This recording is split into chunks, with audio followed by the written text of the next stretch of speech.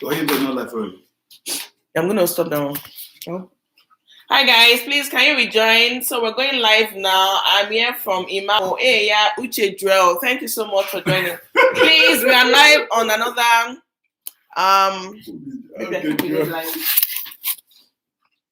we're live on another system, so you guys can join us. We can't really do the camera thing, but picture quality is going to be okay. I really apologize, guys. Please go join again. Just log off from this one and just refresh. You'll see us live now. Hey, give me the link now. Okay, I'll send you the link. I've never. Okay. Temidayo Ojieyan.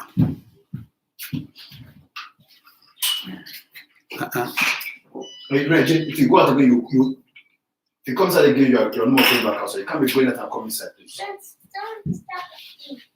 Don't carry anything. Okay, yes, you can't go out and come because they're going to affect the picture. I mean, the lights. Just in one place. You can't so it's that you leave, you can't leave it outside. If you want to go outside through the main door.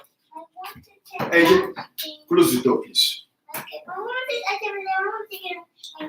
Come, take inside and come inside. Don't go outside again. See your popcorn bag. Okay, there.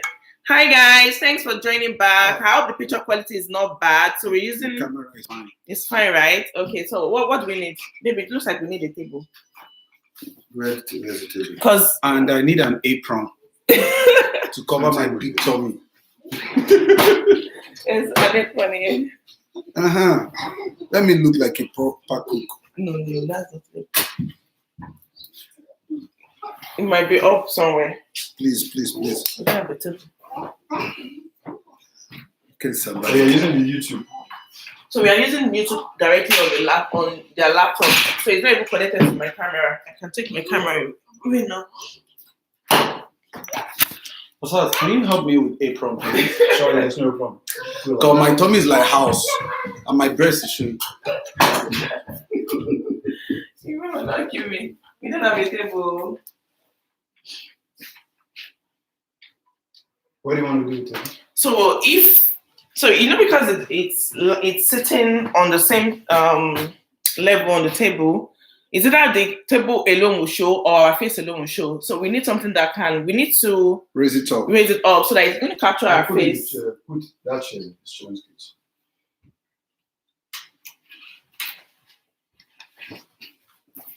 but it won't show. I'm not going to show our food. No, we just tilt it a bit like this. When we are cooking, we need to see our face. That's where this thing is. Okay, I'll help you. You don't have a table. It's not too funny.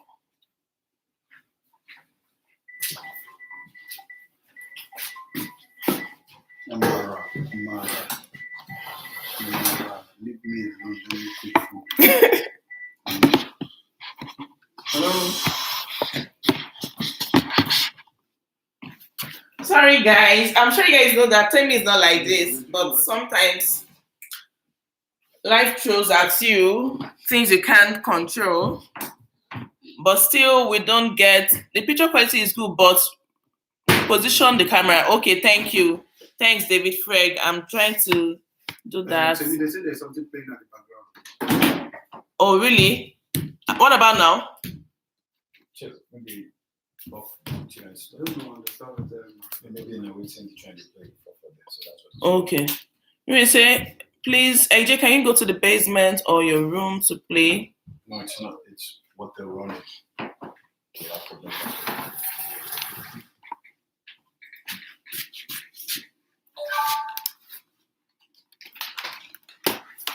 You might come and stay there so that I can see where it works. Go back a bit. Yeah. Perfect. Okay. Do you want to get the apron now? Okay. Now wow. Ima, if you don't say apron, you will not cook today. I am protecting myself now. From what? Apron is for cooking. I don't want to use this my bed shirt for cooking.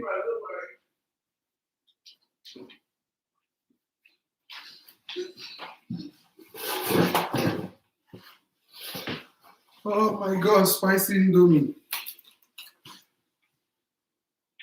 And stars I hear we'll have to eat this whole thing. 4. God, I didn't even know that was what we're coming here to do. I thought Timmy wanted me to come and show my skills. I don't know, nobody.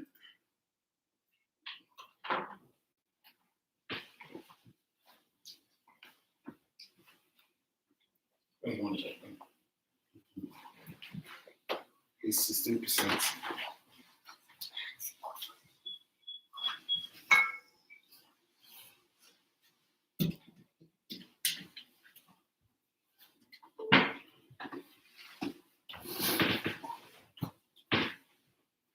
What's on looking?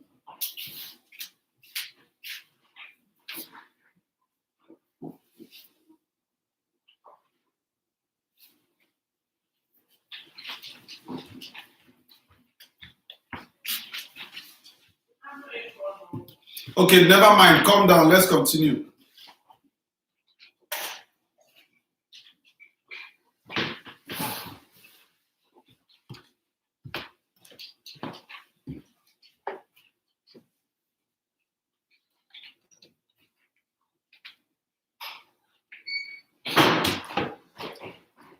Don't worry, let's go. I know. I'm sure it's always here. Okay. Don't worry, let's go. Is the picture okay? Yeah, it's fine. Okay, it's fine. Man, your house is fine. This camera House has to be fine now. It's a celeb house. Hi guys, I hope you guys can see us. Do you know why I know? Why do you know? Even me, I'm not fine like this in real life. So that's why I know that this house needs. It's fine. Alright, let's start. Where's the pot? Now we're going to introduce ourselves now. Oh, we'll start with me. It's you, okay? Is it your turn now? And I'm the guest speaker now. Yeah. Hey guys. I was going to delete that one so that I don't confuse you because that usually confuses people most of the time.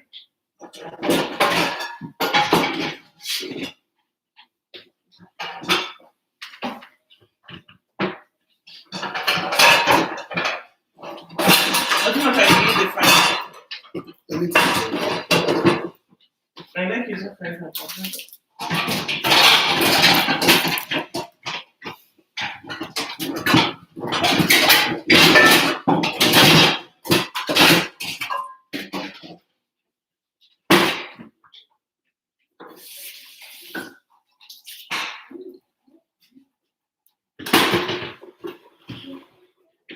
Guys, 1 more minute. I just need to delete the previous live.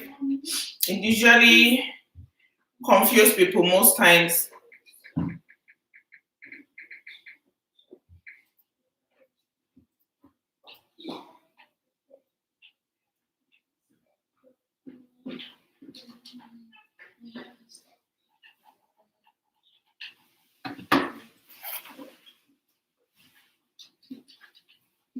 Let's cook now. Mine is hungry. Mine says let's cook. Let's cook. Okay. Let's cook. Hi guys, welcome back to another edition of Chit Chat with Temi. Welcome back to my channel. And if today is your first time of joining me, you're very much welcome.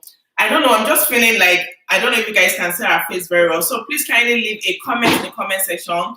I'll go check it out. So let me know if you can see our face and everything we have on the slab. So you're welcome, like I said, and if you're new here, my name is Temidayo Ojieyan. I'm a YouTuber in Halifax, Nova Scotia.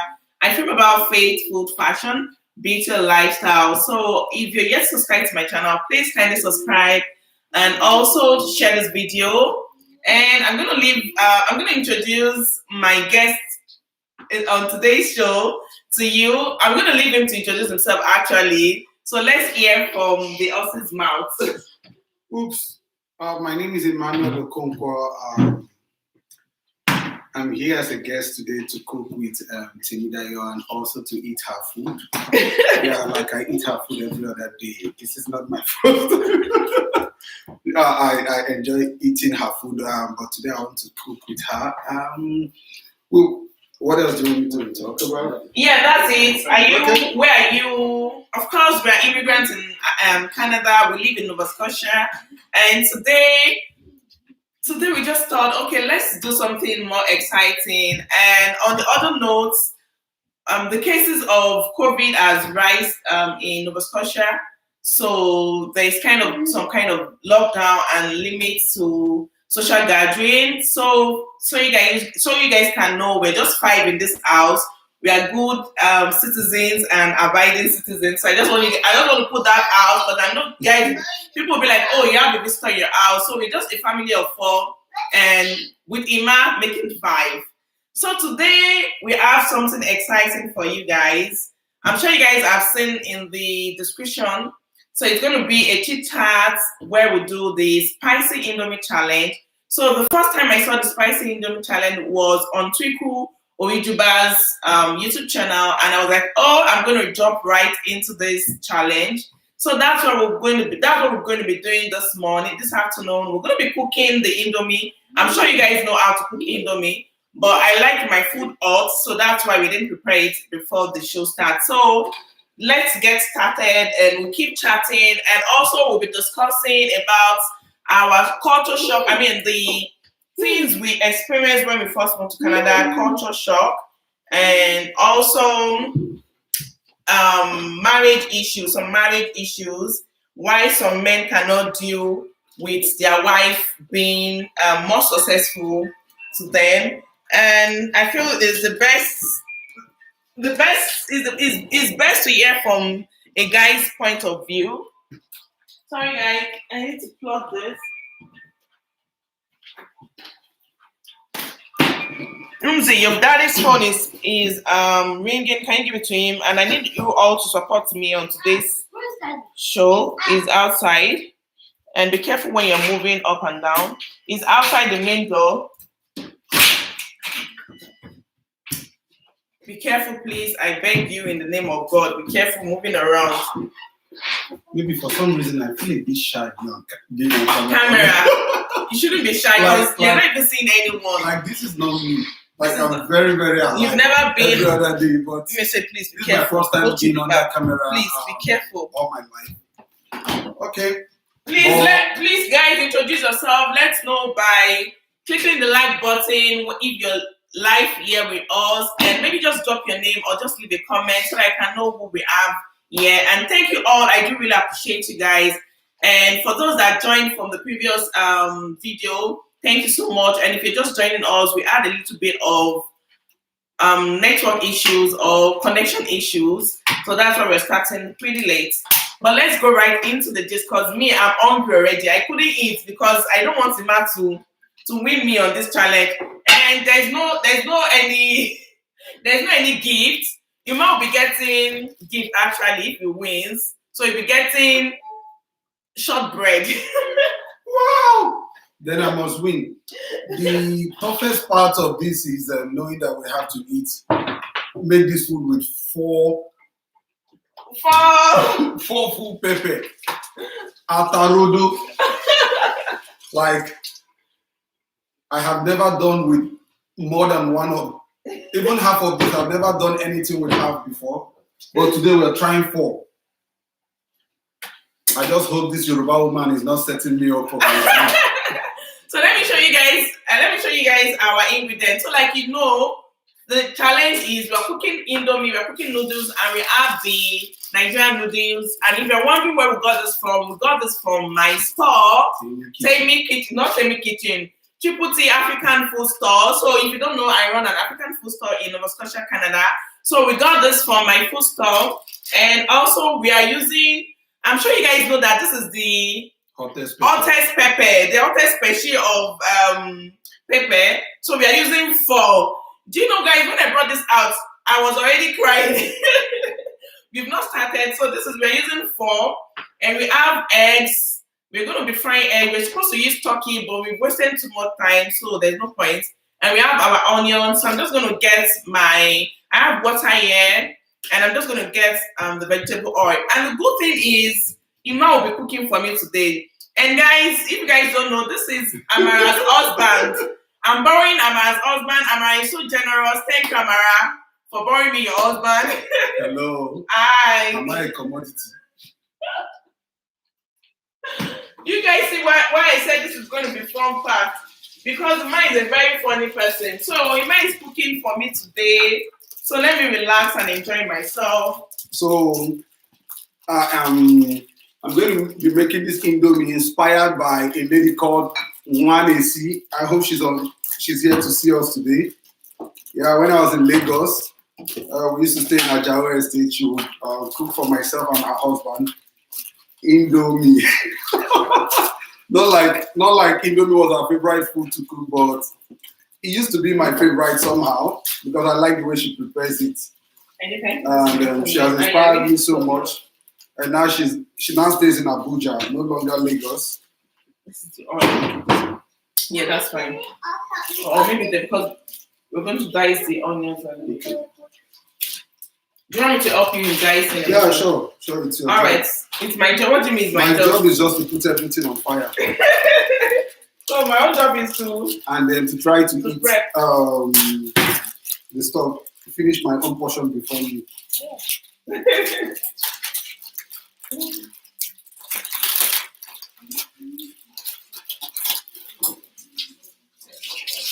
Yeah, the funniest part of this, the best part of this is that I'm going to be on the internet from now onwards. Like people will see me. If you don't know, sir, I did Canada. Now they know. Tell me don't bring my leg, come out for street. So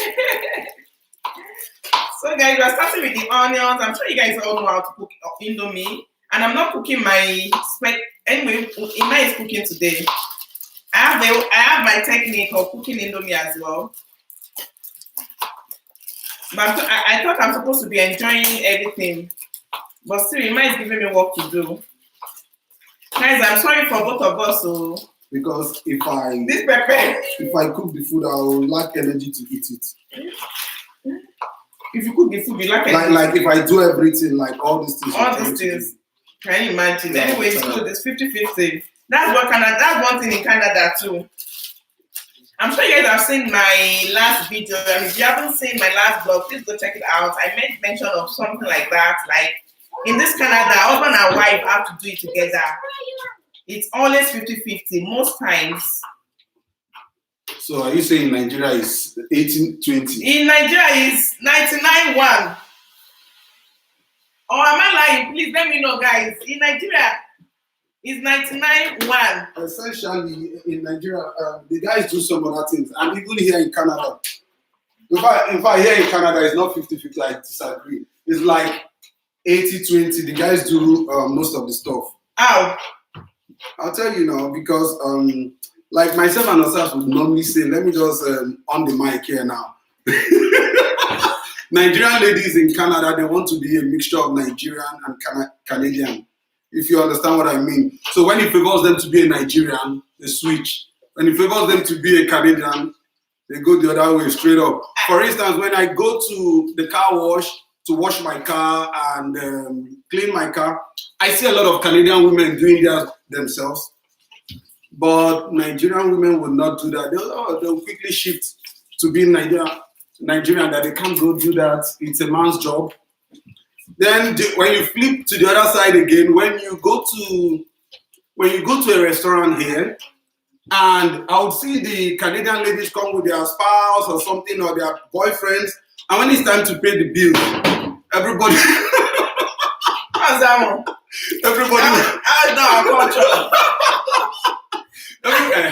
Everybody will share the bill immediately. That was not our culture. If you can't pay my bills, why did you come and marry me from my father's house? Exactly. Excuse me. That's one thing I would normally say. Guys don't meet their wives in their father's house. They meet on the streets. What do you mean? On the street? you didn't still come to my father's house to tell them that, So that's why, yeah, I don't disagree with you. That's why I say it's not 50-50. Essentially, here in Canada, it's 90-10. The men just suffer. Like men really suffer. In Canada, but you can agree in Nigeria that it's 91-1, I think. Men still suffer in Nigeria. It's just maybe you're talking about the part of cooking and taking care of some domestic affairs. What chores? Take for instance, I came here this morning. I saw us clearing the grass outside his house. I don't think Temi would ever do that. I do that. Hello. Hi. How are you? I do that. Ask him. Even though I don't do that. So you normally do it work inside the house, not outside. So when you say 50-50, I still think men just suffer. Which men suffer? What type of egg do you want to cook? Do you want me to cook it Friday? No, we'll fry the egg separately. Okay. We'll fry the egg separately. So we're making 4 sachets of Indomie, and then we'll use about 2 of this spice.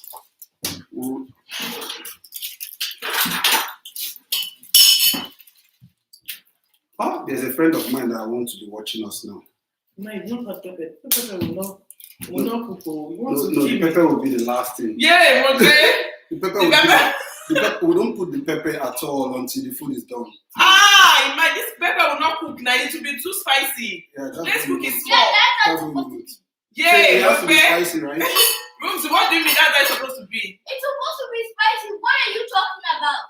I mean it's going to be spicy, but what I mean at least let him cook it small. Hey, I should have cooked this thing up myself. Okay, no, Let me see what we have here. Let me see what we have here. You will pay. I charge per hour. I will pay for using your wife. Knife realtors. Uzu no forehand for your cooking. I believe I taught you well. Oh, I think the person is here. Thanks for joining. No, not even that. That's not the person. Abiodun Beyoku. Thanks, Mama. That's my mom. Thank you for always supporting your daughter. You're so wonderful, Mama. Amara Konko, thanks for borrowing me your husband. You pay per hour. How much do you charge per hour? I think 50 cents. Hi, FK and family. Thank you, my lovely sister, all the way from France. You're wonderful. I'm here to collect my share. DN Vlog. Thank you, Mama. Thank you so much. Thanks for your support always. Uche 98-1. Thank you. The one called, who are we going to give the one? Uche Joe 50-50. It's 50-50. Oh. Yes, we are cooking noodles. Thanks, DMV Vlogs, for replying to Abiodun Beyoku's chat. Ọlọ́run má jẹ́ kó gbé kí ni ìtumọ̀ yẹn? Mi ò gbé o, amen o. Hello everyone, Margaret Oyetaki. Yes, so guys, see my hair.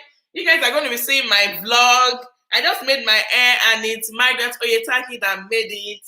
I'm summer and spring ready.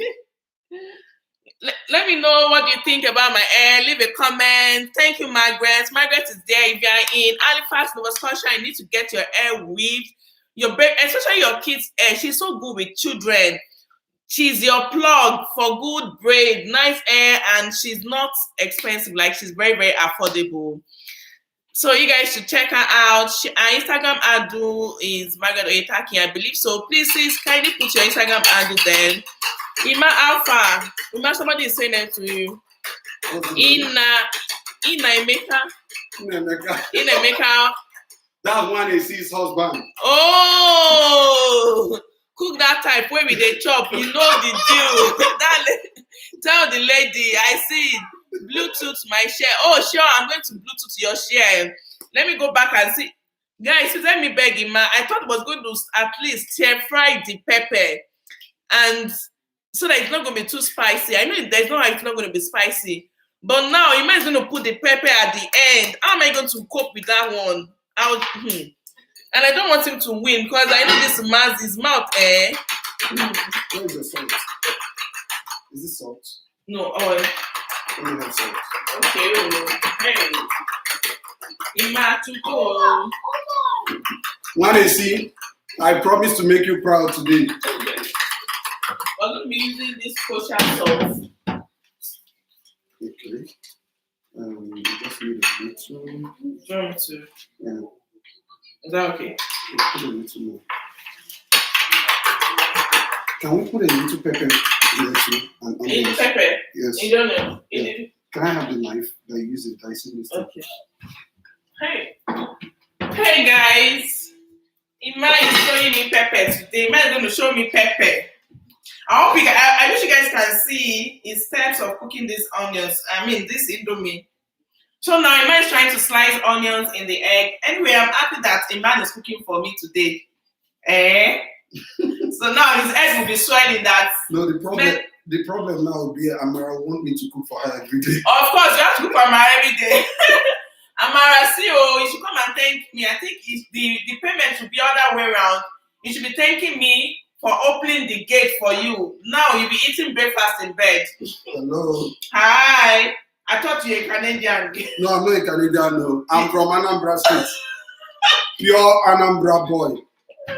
Oh my God, Ima, you can do this. No, I cannot. You cannot. You can just breakfast in bread. You don't have to do. And Amara is fit from compliant, so you don't have to do pounded yam.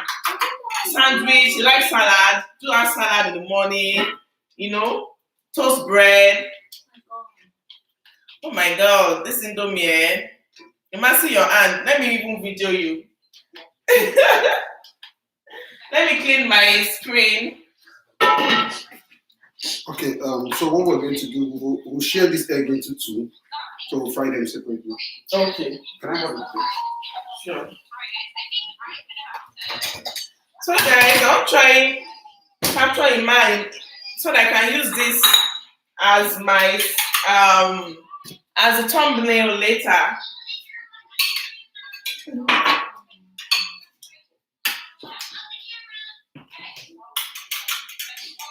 Okay, let's fry the egg then. Okay, so save some time.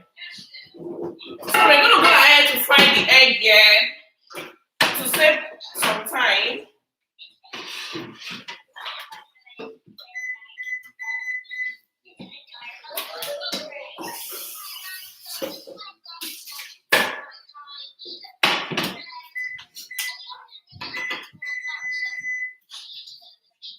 So guys, we're going to start talking about the culture shock, what we faced, as in things that when we landed to Canada, when we saw it, and the pepper not die. The pepper that died. Hey, oh no, my mom will say, why are you saying that?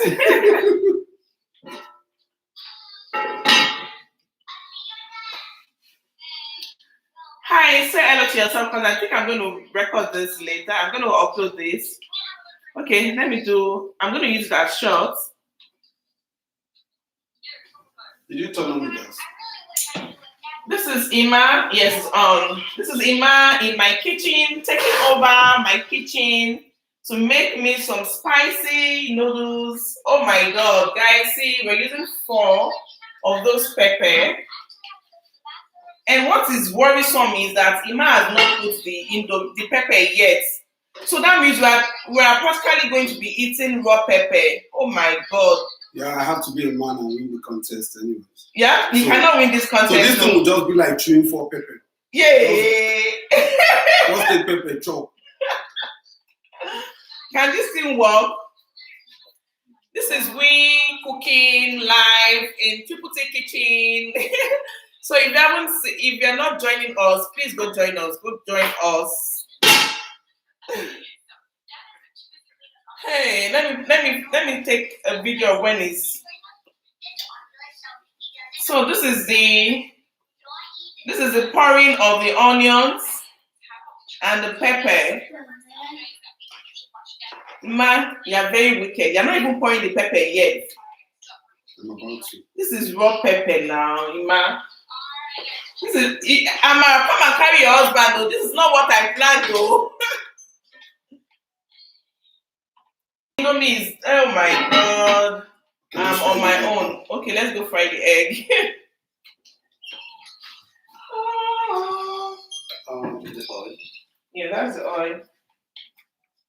So the style will be Meshai style. Yes, so you're in the spirit. That's what I want. The Meshai style. And there's pepper in the egg as well. Pepper and onions. There's pepper everywhere, spice everywhere, sauce everywhere. So nobody will hide under the egg and try to eat the egg. Even the egg will be hot. You have a big spoon. Yes. Fine. Guys, sorry that we can't see us. We're going to be done in a short time. We're just trying to save time by cooking the egg. I'm just going to clean this later. I want to make sure I'm capturing his egg style.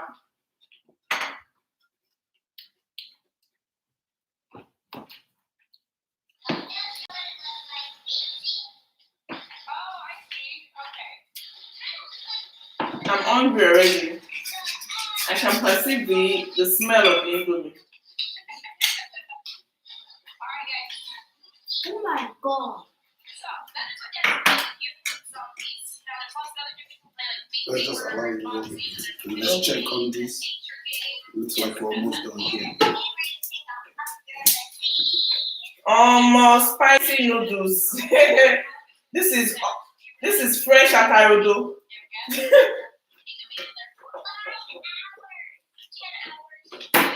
Be disconnected. Yes. Okay, let's make this happen here. Okay, now. Mechai. Yeah, that's our plate. I already put that plate down there. Okay.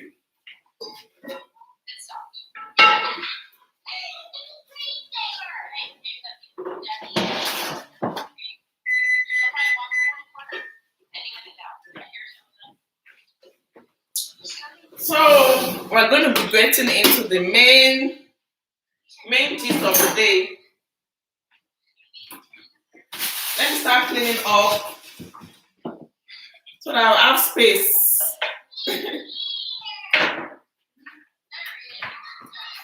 Oh my god. I can perceive the taste.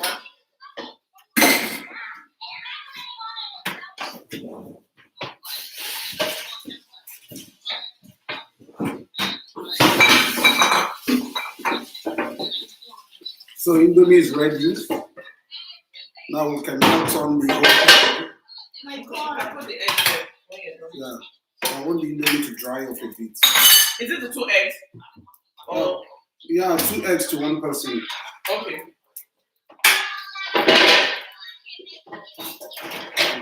Sorry guys, I really like to always clean up immediately so that I can have time.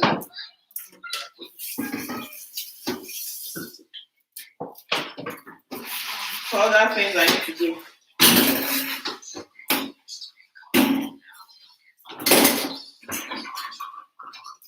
Remember, there is juice.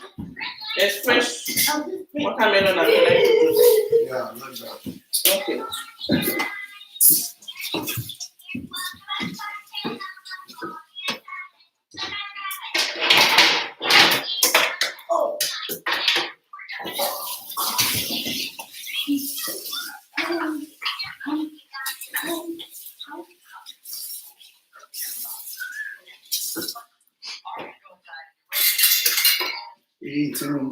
We need this thing to heat up so that it will dry.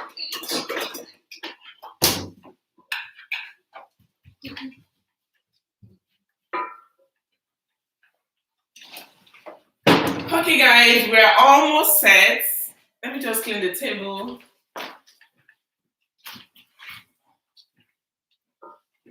This wants it to be on the stove. Yeah, yeah. Okay. Yeah, so that it will dry up. I don't want it. Funny enough, I like my indomie. I like having water left in my indomie. And I've taught my kids. It's almost like we are eating soup. We are drinking soup. All I can smell is raw pepper, Ima. Raw pepper.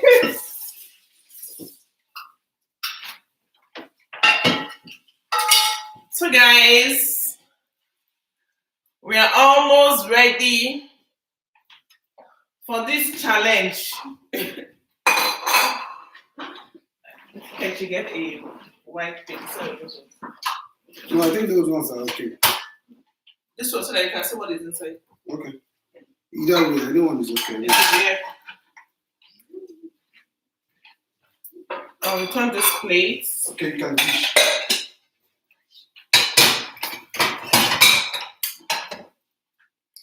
Okay, I'm gonna start dishing now.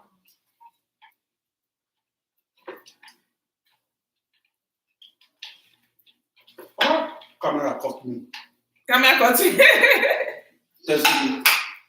Testing. Press the oil again. Yeah, okay. I need to fry this out.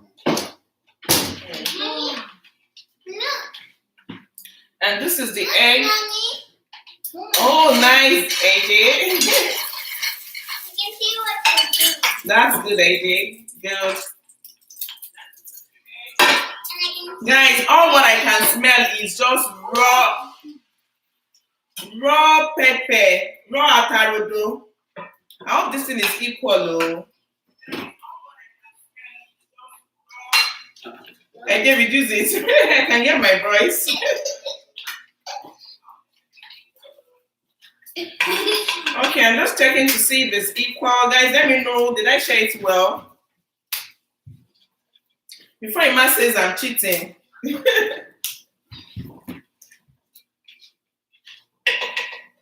Okay, I think this would be a better plate. I mean, better spoon to scoop it out. Love it. Guys, do you think I share this thing equally? I don't want one in the Emma said we would have done one Indomie. Honestly. Honestly, I agree.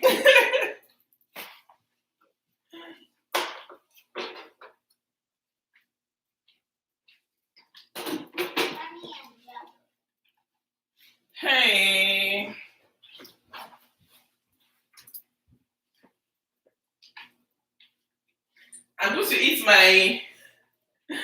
I'm first going to eat my egg.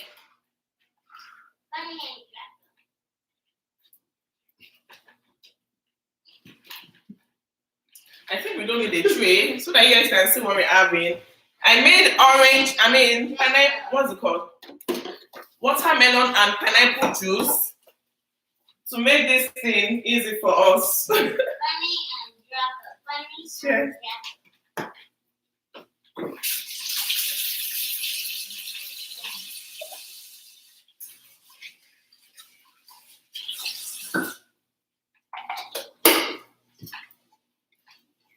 So we have some juice here to sip. I'm going to get the other chair for you, ma. As we don't have... Which one do you prefer? This one. You know how we do it, man. Can you turn on this? I'll turn to another one. When we have that 8.5. Okay. Yes.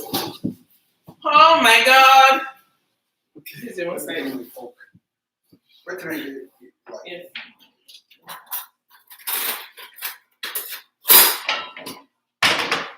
Okay. Here's the one side. Okay. So just so you guys know, this is not about who cooks better. I can't compete with Temi when it comes to cooking. The lady can cook. But it's about who eats faster. Faster and can stand the upness. Yes. So I think that might be too thick. I have to be a man. You might have started though. You want to be disqualified before we even start the challenge. So I attended Federal Government College opposite. Yeah, those of us who went to boarding house would understand that eating is our best hobby. It's our best game. Our best sport is eating. And I hope I don't disappoint everybody from FGC opposite today. I need pepper carol. Because I definitely know that my nose will be running. Are we going to be discussing why we're eating? Yes. Like those questions you wanted us to. Yes, the question. We'll start with the culture. You said? All right, so we are declaring this challenge open in the name of the Father and of the Son and of the Holy Spirit. Amen.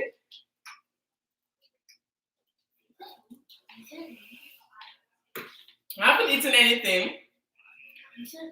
today. So I thought I should take the juice first. So I don't just put out something in my tummy.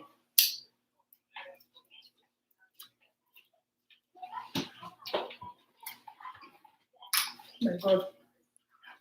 I'm starting from a position of disadvantage because I'm eating breakfast and I ate around 11 a.m. This is really spicy, guys. Like, spicy. I eat spice, but it's spicy. Oh my God. Alright.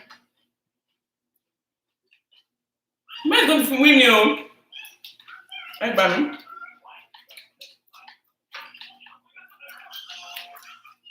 One thing I know is that the food is just sweet. It's yummy. But the pepper side is tasting somehow. And my egg is bigger. But it was well fried. Oh my God. Osas.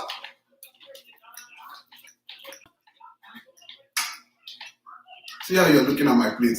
Yes, now, because your plate is going down so fast. My tummy, guys. And your food looks smaller than mine. Ah, man, well. I can't even discuss anything now, guys. Please, let me just finish.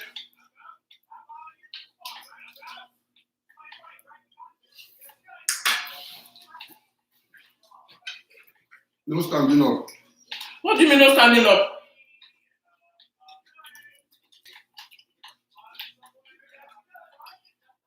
You can take off your clothes if you want.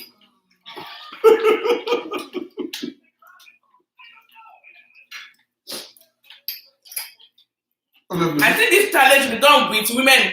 This Woman and woman, not man and man. And woman, man and woman.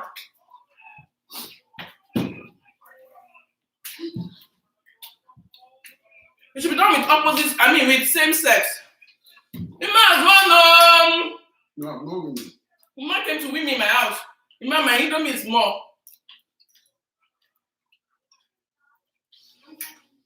If you know, you know. If you don't know, you don't know. I do not know. How will I go and call the man to my challenge with him?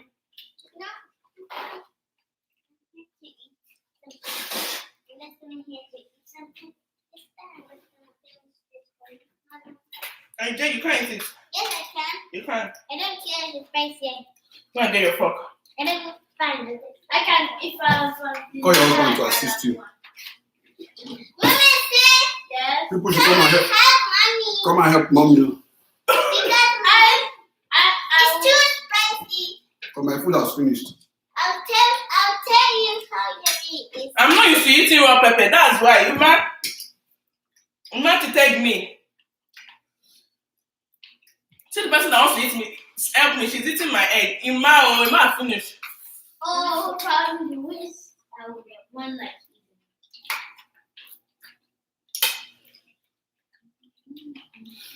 I give up. I'm giving up. No, I'm not giving up on mommy.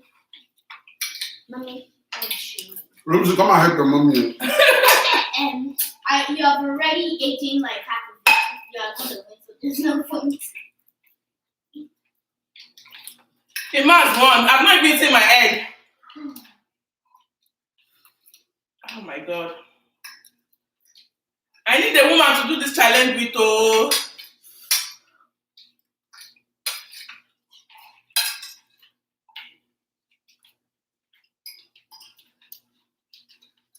Hey, are you helping me with indomie or you're helping me with my egg? Ima's won. Jesus.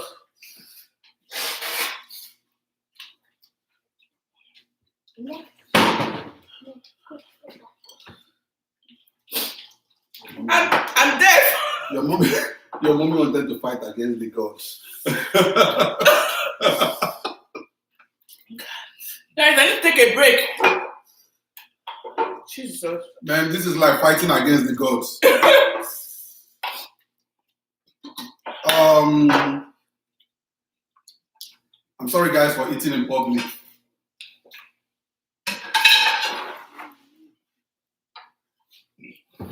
Can I get more of this juice, please? Hey.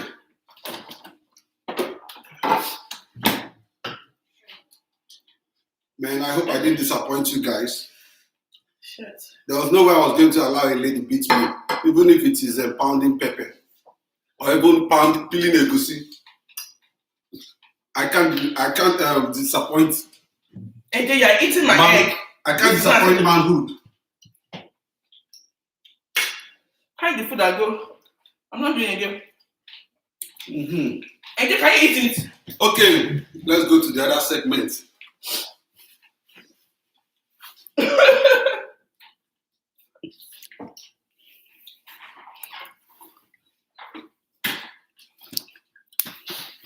Hey, Dorcas, I see you. And then go. I want the egg. Babe, Ima has won me. Ima won. Take, go. And what's funny? My brother said, Organo finish that food. Oh my God. Guys, Ima won the show. That's fine. I'm not competing again. I'd rather do with the woman some other time. See your daughter. Oh, I'll finish the food for you then. You may say, careful. Did you see what he just did? Your daughter is shedding tears. I thought that she can't eat it. Why? They're not telling you. They're not telling you that. He's another one that likes salt. I like spicy food. Don't say anything. But really, it's really spicy. Really. Ah, this one is crying. I told you can't eat it, AJ. Let me give you water. Just stay there. I told you can't eat it. Okay. Still that you would have got to help you here. Not this one. Sorry. I told you you can't eat it. You should have just ate the egg. Rumzy, no man you be, man. Oh. You may say, it's not spicy. This one can chew pepper. Oh, you were not chewing the pepper. Maybe man was swallowing the pepper, oh, guys. I was just eating. I was just enjoying myself, and it's really not that very spicy. It's spicy, man. Because that's what we have trained ourselves with over the years.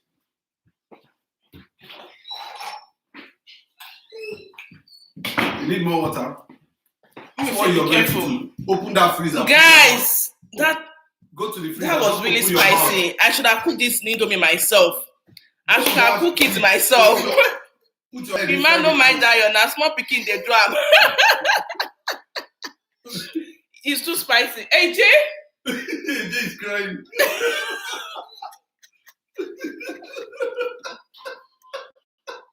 Sorry. Give her ice block to put in her mouth.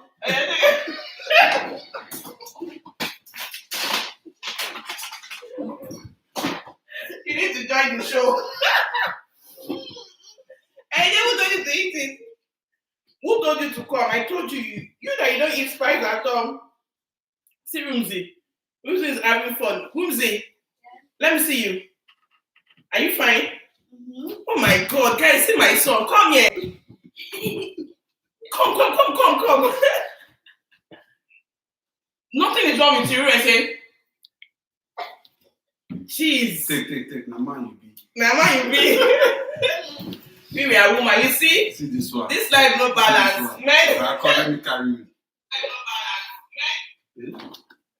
Oh, yeah, okay, you go. Let's go right into our show. People are waiting for us. I can't. Next time I will cook the indomie myself. I will have fried the pepper. Imagine this one not cheating. That's called cheat mode. Cheat one are cheating. Ima has already practiced this one before. I shouldn't have allowed him cook.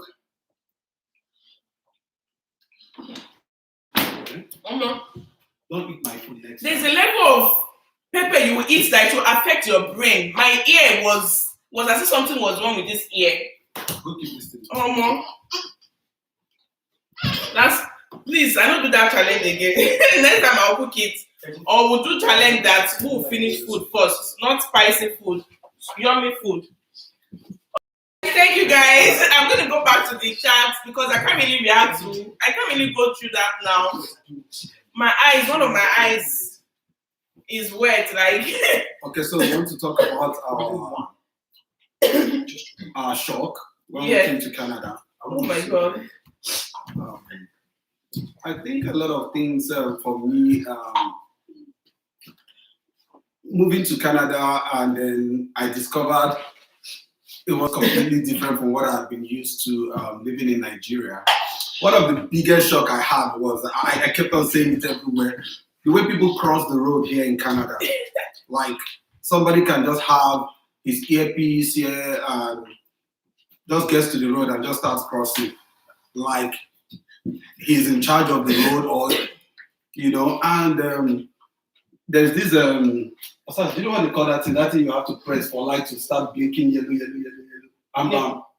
The pedestrian, whatever. There's something they just press, and then I just see somebody, and I've never seen that thing in Nigeria. Somebody can just show up, press that stuff, and just start crossing the road. And I'm like, you want to kill yourself?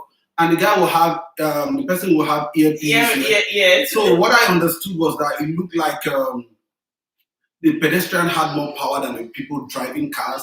Whereas in Nigeria, people driving cars had more powers than pedestrians. And then before we had a car in my house, we would also be walking with our children and just be, as we are just approaching the road, the car that sees us will stop and will have to wait for us to get to the road and cross. And I'm like, when does this happen? Yeah, that was a big shock for me to like. So they just treated me like I was so important.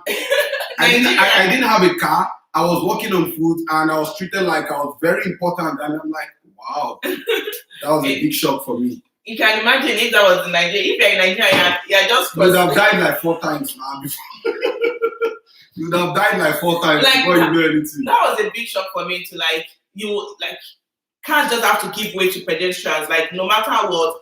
And if by mistake you eat them, you're in trouble. And I can remember that even when we were during driver license training, they'll teach you that as well. And you can't say, okay, because maybe the person has moved halfway, then you can start moving. Like the person has to be totally out of the way before you move your car. So I will go to my own. So let me answer my own. Okay. My first cultural shock was when you go out to the public places, anybody that goes ahead of you through the door would have to open the door for you. Okay. So this happened when we first came, and to Faith, I'm sure most of you that are in that they're in Halifax, and Faith was so helpful. She accepted us and she took us around to go shop and all of that. And I think the kids have to go in first. And the man that was right in front of us was there. And the man that was right in front of us held the door for all of us to go in. So in my mind, I thought the person was working there. That was what I thought. I thought, the person was working there, so the man just opened the door, we all entered the store, and that was it. I didn't notice. Until another time, I noticed that I was probably going for registration or one of all these things, and somebody in front of me opened the door, held the door for me to go in.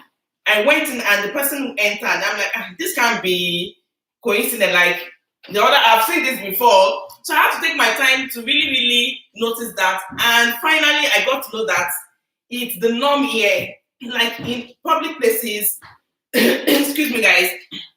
In public places, when you open the door and go into an office, a room, or anywhere, and somebody is coming right behind you, it's your duty. Like it's normal thing for you to hold the door for the person to go in. I'm like, what? Like where I'm coming from, like even when they see you are coming, they can shut the door behind you and use the door to hit you on your face. Like that was really, really shocking, and very human to me. Like I was like, wow, like these people treat everybody the same. That was really and then that doesn't even mean, that may not mean that the person has a good heart. It's just a culture. It's just something that we see every day. People hold the door, and our children going to school, they started learning that. They see them from school. So they grow up seeing it as normal. Yeah. That's something also that was strange to me. Like I'm not the kind of guy that is very courteous. Like will do this thing and say thank you and all those stuff. But I began to learn that here. I'll just tell you one shock again that I had. So the first time I had a car, I think for some reason I needed to change to winter tires. So I drove to somewhere down Windmill to change my tires, you know. As I pulled into this garage, when it was my turn, I pulled into the garage to do that, and the guy just said, "Hey, do you want to turn off the engine of your vehicle?" And I'm like, "Why would I want to do that?"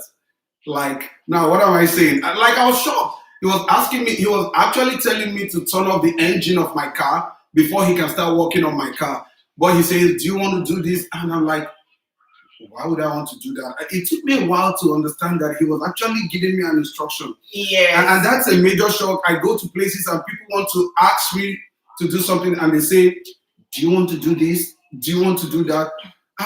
Okay, turn off your engine. That's all we Yes, now I was going to tell you that. Please, can you let us know how it's going to be said in Nigeria? Okay, turn off your engine. Like, you don't get sense. Yeah, you won't work on your car. You can leave your car on. Like, even when I started working and then I have to send mail, I realized that I could be sending mail, telling somebody to do something like. That sounds very rude. Yeah.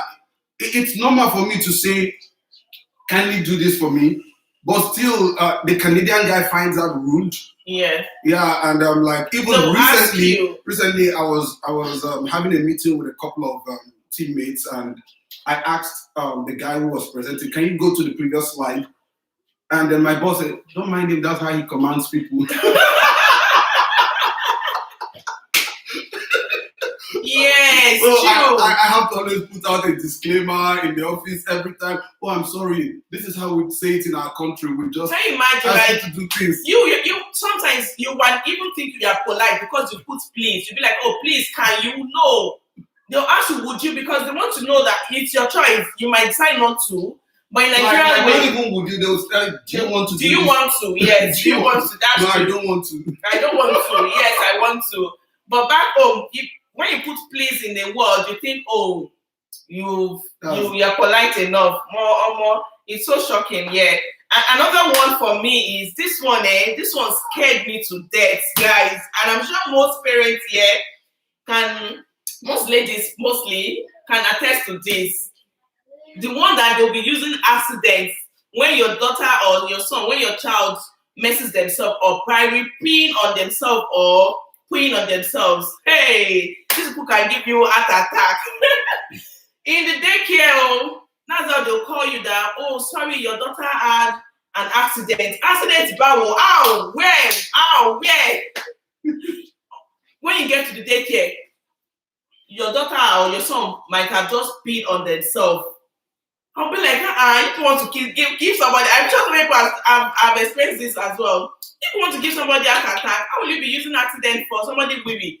Just call that, your daughter done wee on their diaper or their pants, so please bring extra pants or something. Or change of clothes. You know, they just tell you that your daughter had an accident. Please, don't joke with an African woman with that word. Accidents, we get accidents in Jesus' name. Don't use accidents. Just tell them that. Just tell us that they either pee on themselves, pour on themselves, mess themselves up. Not using the word accident for describing toilet issue. That really scared me and is a shock to me as well. And I'm sure it is to many parents here.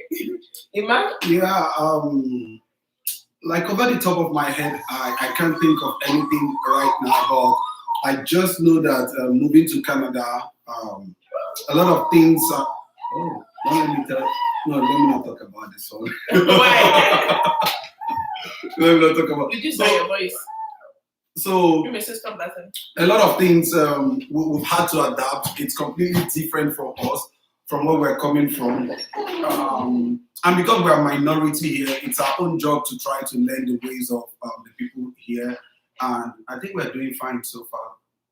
Yeah, I have several ones because I've been thinking of all these things. And there's one I recently saw on Sherifat Onobanjo's Instagram post. And she posted one of the culture shocks she had. Let me say, excuse us, please. One of the culture shocks, sorry guys, one of the shocks she had was the fact that when they're inviting your child to a birthday party here, they'll specifically tell you that, please, we're inviting, we will say, to so person's birthday. And what that implies is, it's only you, only women say they are inviting. Unlike in Nigeria now, just invite one person to party. You bring your cousin. Our cousin, you bring your whole family here. But yeah, when you're inviting someone to the party, they strictly, no matter what, and yeah, our kids are not used to it, guys. I've had several occasions whereby my daughter will cry because his brother is either going for a play date or a birthday party. They didn't invite you. Sometimes when you go, some people might be nice. They'll be like, oh, especially maybe when they have a child of that age, they'll be like, oh, yes, I remember the first birthday. Baby, can you remember? The first birthday, my husband went to drop the kids and my daughter, I'm sure she didn't find it easy. But those people were so nice that they told my daughter to stay back. Can you remember your friend? Then we were saying, they were so nice that they asked my daughter to stay back, and she was happy.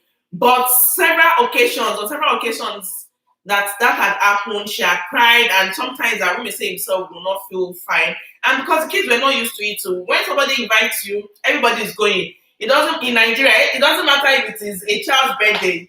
You will see adults there playing, eating, dancing in a child's birthday, but yet it's strictly for the child. Guys, that was another big shock for me. Yeah, no one now. Oh yeah, you know what I'm saying? Okay. So when I was in Nigeria, I've always dreamt of having a dog, the Lhasa Apso, or whatever they call that dog, those cute little dogs. Like I used to promise my kids, oh, when we eventually go to Canada, I'm going to buy a dog for us. We're going to have dogs in our house, you know. I probably didn't have the money I couldn't afford a dog while I was in Nigeria, essentially. And so when we got here, it was now the time to fulfill the dream. The promise. My children were excited. They were expecting me to buy a dog. But when I saw the way dogs are treated here, man, I told them I can never buy a dog in this country because, like, I used to tell my friend, if dogs could talk, they will call the dogs in Nigeria and say, man, it happen here. No one has show. Now here be the place. Like, dogs and cats are treated like gold and God. Like they're human beings. Yeah, they're treated like human beings. They have some level of rights, and you have to walk the dog every day in the morning. That's like having another child. Like, yeah, they will hear things like, oh, my child. Yeah, people refer to a dog as a child. There's a birthday party, and you could be invited to a birthday party for John, not knowing that you're going for a dog's party. Yes, they won't refer the dog to like they won't say a dog. They'll tell you because they call them by their names, right? Yeah. So they tell you, yeah, that has happened to me too. Or a friend of mine, like, oh, this person at work keeps talking about somebody, and you think he's human being. You get until the final day you meet the person, it will be a dog. Yeah. Like a friend of mine told me about somebody that took a loan to have his cat or her cat operated on, and then because I think the cat had an accident and they had to operate the cat's leg, and he or she took a loan to do that, and eventually after the cat was operated on, while he was still recuperating, the next thing and all picked up the cat, and now so sad. The cat was taken away. The person lost the cat. He has bills to pay, loan to pay with interest, you know, and that tells you how much they value those stuff. And I just told myself, I really can't do that. I can't. It's not our thing. It's not our thing. Dogs are dogs, man. Dogs are dogs. They don't sleep in the bedroom. They should be somewhere in the cage, security, those kind of stuff. But here, You do everything. You go to the store when you buy clothing, your food, clothing, toys. your food. You see that for dogs too. I see a couple of people having their dogs dressed up for winter. Oh my God. Yeah, and they spend so much on them. Like sometimes I've heard whereby when people calculate how much they spend on their dogs, both feeding, clothing, and all of those things, daycare as well. Yes, guys, dogs go to daycare. Yeah. Oh yes. Yes. So I think there's a rule guiding that you can't leave your dog at home for certain time without walking them and all of those. Like I didn't research this, but this was a conversation with me and my colleagues, my former colleagues. But I don't know certain or what the rules say. So permit me if I'm not saying everything correctly yet, but that I know there is a rule guiding that. So you can't leave your dog anyhow and all of that, and you have to walk your dog. I think if you can't do some things when you're away, you have to put the dogs in a daycare. Yes, so we have a daycare for dogs. So when you're coming, guys, those of you that are outside Canada now, and you're looking to come here, don't be afraid. Your dog will be in good hands because it's just your money. And your money will be in bad hands too. It's just a matter of your money. Just bring your money. Your dogs go to daycare. So I know they spend a lot. That's where I was going to, like, when they calculate what they spend per year, it's a lot, like, guys, a lot. So I'm going to talk about another culture shock. I think that thing is almost flying away from my head now. Oh my god. Yes, I can remember. How will I forget this one? Hey, pekele, guys. Yeah. So when I landed in Canada, I went to a college for 1 year, and I made friends with Canadians. We're just four Africans in my class. That's 3 Nigerians and 1 Jamaican. Then every other people in the class were Canadians. And, you know, they'll tell you that, okay, first of all, let me say this one. Another one just came to my mind, but let me say the initial one I wanted to talk about. So they will have been very shocked. Very, very shocked. Plenty shocked, over shocked. First of all, they'll tell you that, let's go out for, hey, I've never seen this one again before in my life. Somebody will be inviting you. So they invited me for a lunch. I think we're all supposed to go somewhere. So they're like, oh, because there was no time. I mean, we still had enough time. So one of us said that, oh, let's go to Tim Hortons, let's go grab coffee and all of that. I'm asking people now, I'm going to go back to the chat later, guys. Please, when somebody tell you something like that, oh, let's go out, let's go to a restaurant, let's go grab food or coffee. In your own mind, what do you think? Please let me know. Coffee. Oh, you would think the person wants to buy you coffee. Oh, that's how we went there. Thank God that I don't overspend. That's how we went there. All of us got to time to pay. I have to pay for myself. Egg by me. You know, I was looking like what's going on here. Hey, I saw everybody paying. That thing pains me because I told you that what told you I want to spend my money unnecessarily. Like wait. That brings us to that matter. Nigerian women, when you take a Nigerian woman out to a Nigerian restaurant, that should be a shock to you.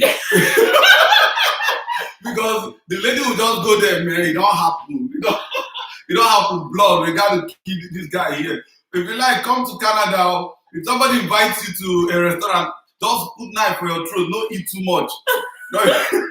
Boy, you know your bill don't reach $100. Guys, that's how me too. I went to. I have to pay. Oh, so when you come to Canada, somebody said let's go and grab coffee.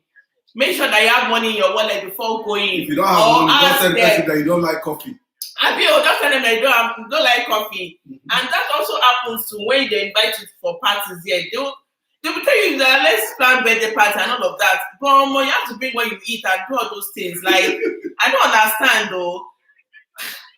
If like, what should you be suggesting to me when it comes to money? Let me make my decision myself. Yeah. That's a big shock to me. Yeah, it's shocking to know that, like in Nigeria, you could go with your friends, like guys who go.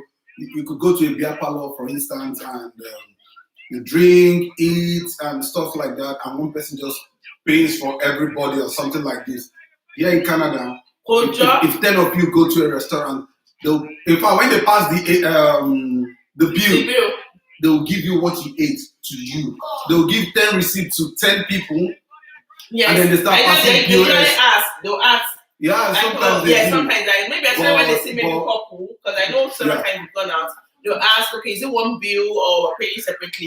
Yeah, that was a shock to me too. The first time I heard that, like, is it one bill? When it's one bill now, or you want to pay separately? Yeah, your husband. Yeah, me and my husband. I don't understand. Me and my husband went out.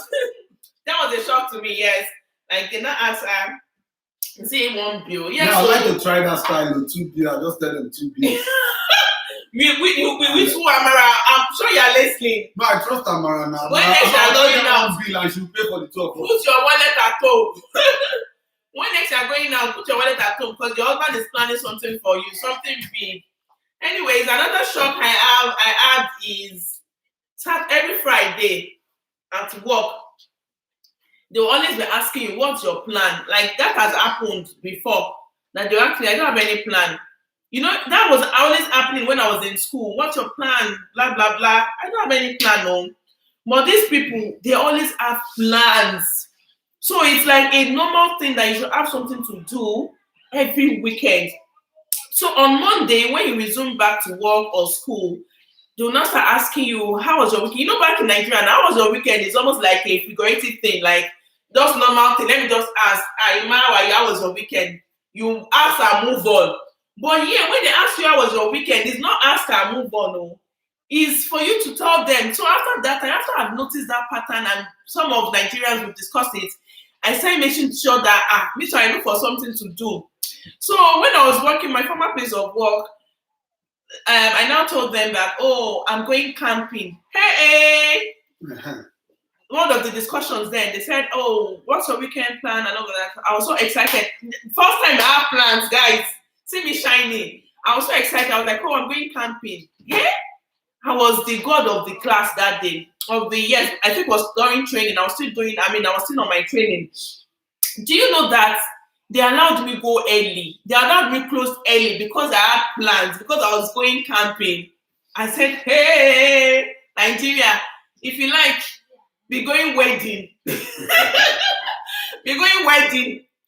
Even though, of course, if it's your wedding, you might have taken some days already for your wedding. Mm-hmm. But no matter how important that thing is to you, you have to do your work.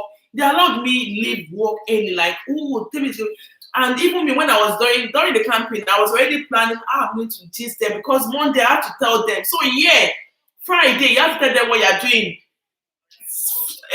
Monday, you have to tell them what you did. Even though you don't have plans, you have to start putting in your plans because it's like the normal thing. You see them all talking, and and if you don't have anything to say, most of the time it will look as if we are not in our country. So sometimes it could be like, you're being racial, or you don't want to move close to them, or you just have to integrate, and that's part of things you need to learn how to communicate. And I'm sure people can attest to it. If you've written IELTS, you know that this is part of what we get to learn when we're studying for IELTS, because most of the listening, no, not writing, I think listening and speaking, that's the essence, guys, that's the essence of the IELTS, the writing and speaking, because they just want to know that Canadians, they like it. Yes, I'm sorry, I'm talking too much. Let me tell you. You see your own. So I just remember something else, too many things. Like this is another big shock for me, and if you're a boss in Nigeria, you need to learn from this particular shock. I can't forget. I'll say it here, but that's my boss. If he watches this video, he knows what I'm saying.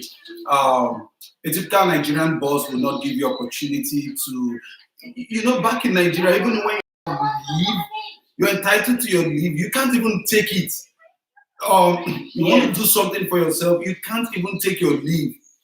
And then if it happens that maybe you have workload at the time, if it happens that you have workload at the time, you still will not be able to, then it's impossible to even talk about going on leave.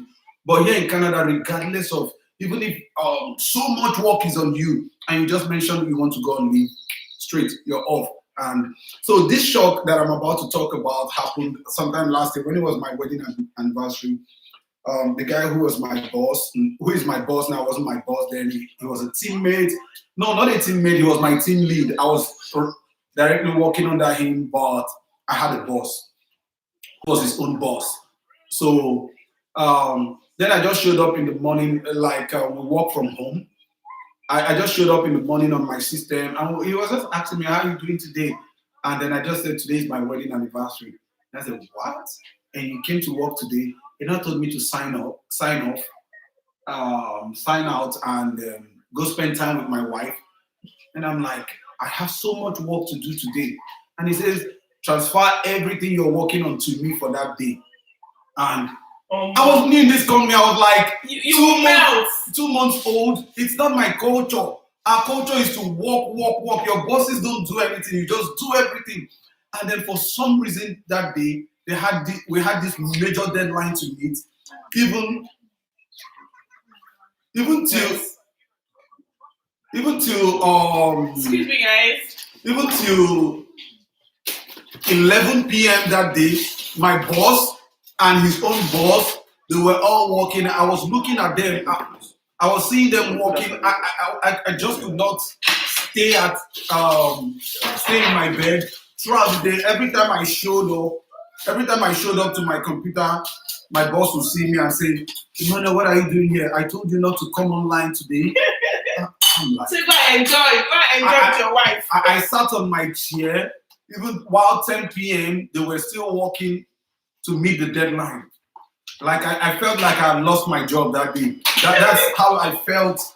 Then on Friday, we had a team meeting, and then I told my boss, the person who was actually my boss at the time, I told my boss what my teammate had told me, that he asked me not to work on Wednesday because it was my anniversary. And my boss told me that he gave me the best advice ever anybody could have given me. I'm like, wait a minute. The moment I heard that, I started calling my friends in Nigeria. Man, come see work. Because this is a dream. Back in Nigeria, you want to, even when you want, your wife is pregnant and your wife is rushed to the hospital, it's scary to go tell your boss that you want to go see your wife or something like that. I don't know if anybody knows that. I have a friend who has told me that he called in sick for having malaria. His boss told him that, why did you not know that you are supposed to proactively take malaria medicine?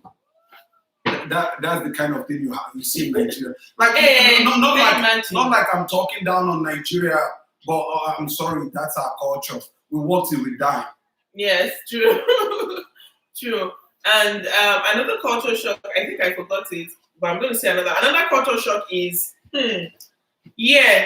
it's two ways, but I think it happens among mostly students. Nigerians, you know now, when you see anybody in the morning, you will greet, good morning. That time, I'm sure they'll be laughing that, who is this bush lady? As soon as I enter class, good morning. Nobody will answer. That means like dog na meat. Now, if not dog, I be go to, they won't even answer you. I'll say good morning. Later, I now saw that it's not if they're angry with you. Later, they'll come and chat with you.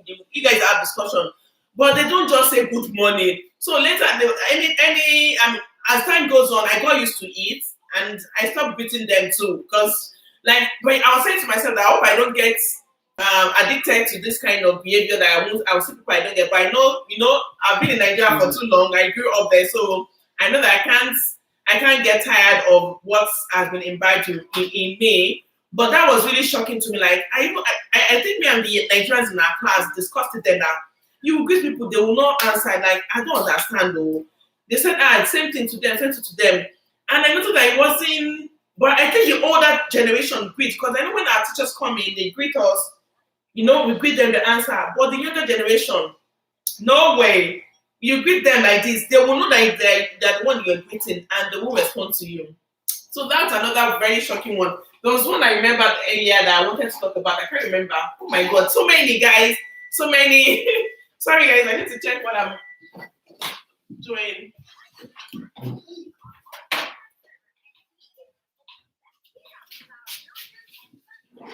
You can go on, Nima. I need to think about the shock. I would say essentially this place is one big shock, and it's something I'm happy to be shocked by this country. I must tell you.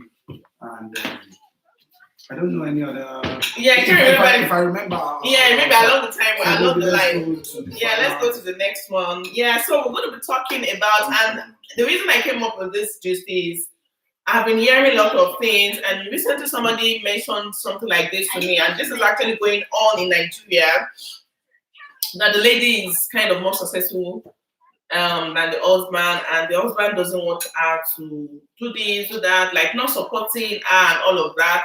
It's a long story, but I was like, okay, my own main point now is why are we having things like that? Like when a man is successful, it's acceptable.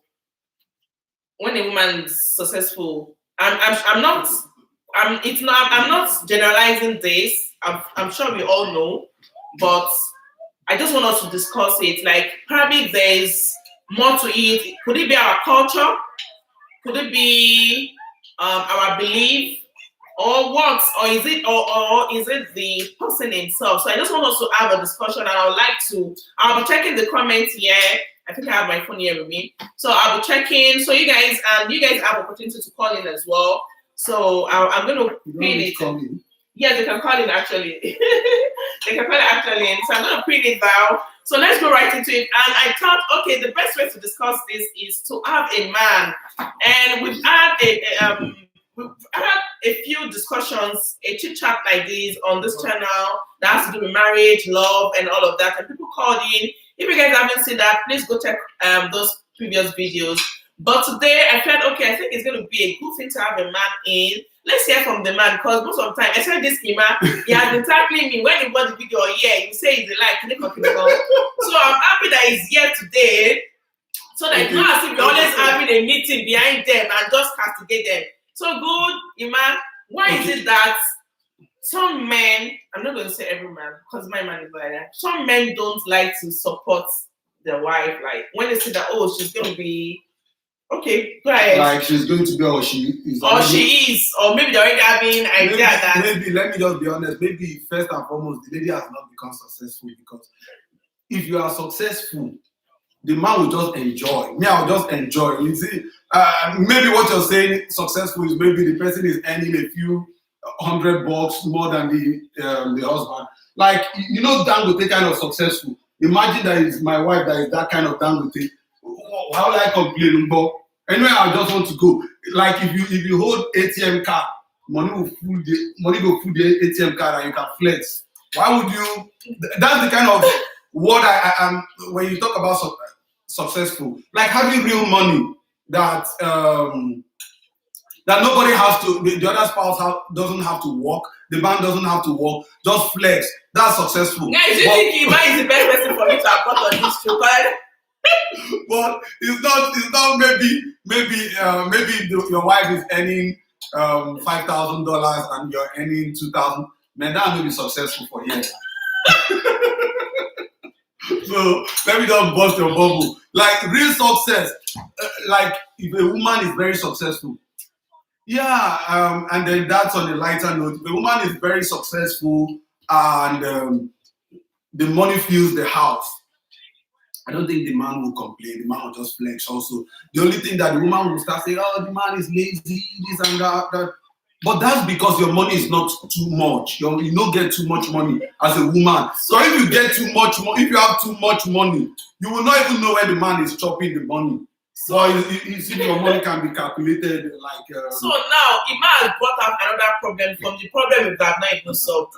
I'm sure you guys are following. So now the problem we might see now is that maybe that money never reach. That's why the woman. Jeez. That's why there could be carried. But now let me come to on a more serious note. I understand what she means. She implies like essentially when a woman earns more than a man, and that has been a situation that I've been all my life.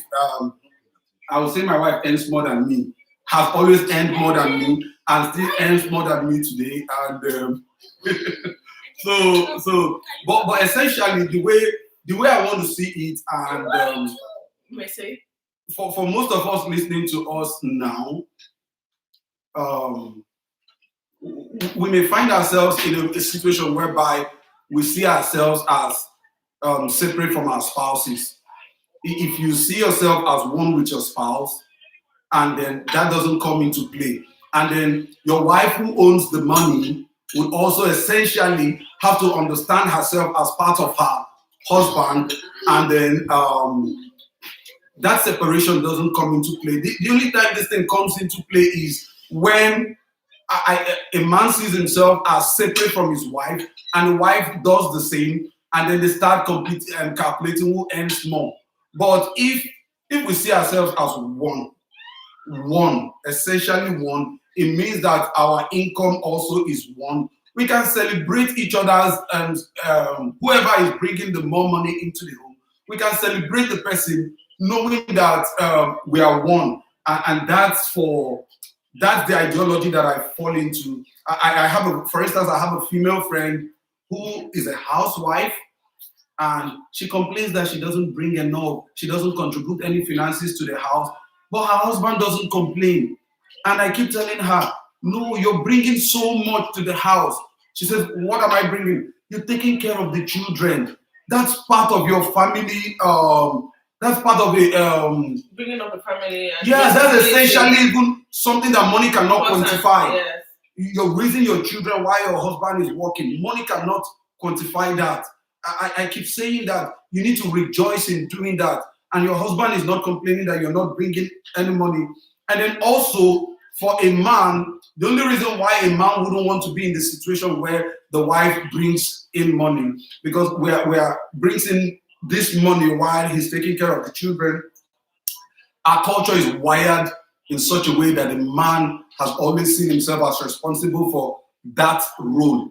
I have a colleague here who told me that they moved to Canada. He's American, his wife is Canadian, and they decided when they moved to Canada from the US, they've been here over 10 years or 15 years. When they moved here, they started raising their children. They decided one of them was going to stay at home. And then because when they were in the US and they moved from US to Europe, he was the one working. The wife has never worked, so to say. They agreed that since the wife wanted to have a taste of working, that he was going to raise their children at home. Really? Yes. And the wife was working. Today, the wife is an executive director in GNS. While he just started working recently, joined my company, he raised his children for 10 years at home. Yeah, that's another shocking one for us. We always hear stay at home mom, but here you hear stay at home dad. And he tells me that he told me the story, and he did not even feel any less of himself. Yes. A typical Nigerian man would feel less of himself doing that. And that brings me to the point, to the fact that I hate to say this, but that's the truth for our culture. We have elevated money so much. We have placed money somewhere that's why, over values, over family values. That's why even a wife, and then I bring this to the ladies. That's why, sorry, I have to say it. You brought me here.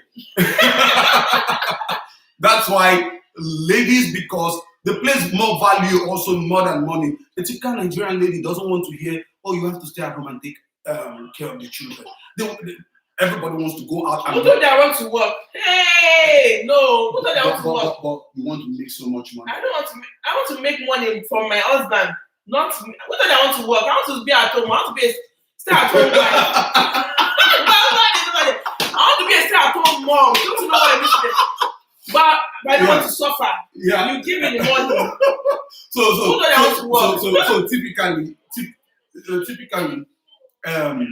I see a lot of people, everybody's all about money. The man is going after money, the woman is going after money, and guess what? The home value is suffering. Yeah, misplaced value. Yes, that brings me to my own point as well. First of all, I feel the man doesn't know his worth. He doesn't know his value. Mm-hmm. Because if I know my value, if I know what AJ, you guys are gonna go to the basement and you know there's looking for you, right? AJ, can you reduce that? Sorry guys, I apologize. That's what we face. That's what we face here. So guys, I feel the first thing is, the first issue I thought of that is causing this is the man doesn't know his value. For example, if I know my worth, I know my value, I know that material things does not define me. What I have, what my husband have, or No, it's not material things that defines me. It's what is within me. So I feel the man doesn't know. Any man that feels jealous or doesn't feel comfortable seeing his wife being more successful, obviously doesn't know his values, and that man had some work to do. You have to now think. You have to go back to where nobody is, and think of who you are yourself. What are your values? What are the most important things to you? Then you cannot come back to the marriage. Like you have to take a break out of that marriage. No, Excuse me about that. Wait. We need to be very practical and real here. Now, let's assume the two of us are husband and wife, and you probably in this Canadian life you're earning 12,000 Canadian dollars per month, have you? Per month. You like that? Oh shit! You see? Oh shit! The real you. So you take $12,000 and I take my paltry 1,500 every month, and then what will make me insecure? I could be insecure. I could be, but not because I want to. It depends on how you handle the situation. That's what's going to determine if I'm going to be insecure. First of all, let me put myself like I'm the man. First of all, I'm doing my own responsibility. You cannot be the man. No, you cannot even understand how the man feels. Okay, I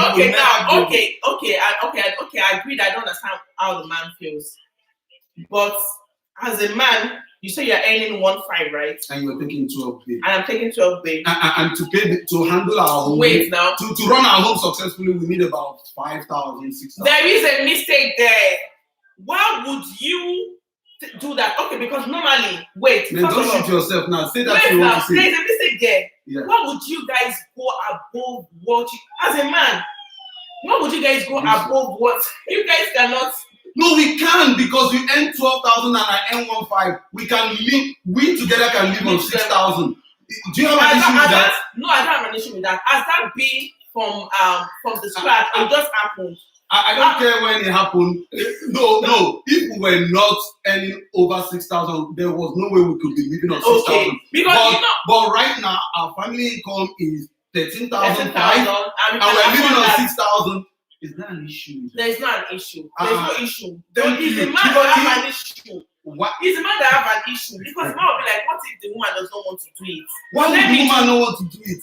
Because he doesn't know. He doesn't believe in himself as well.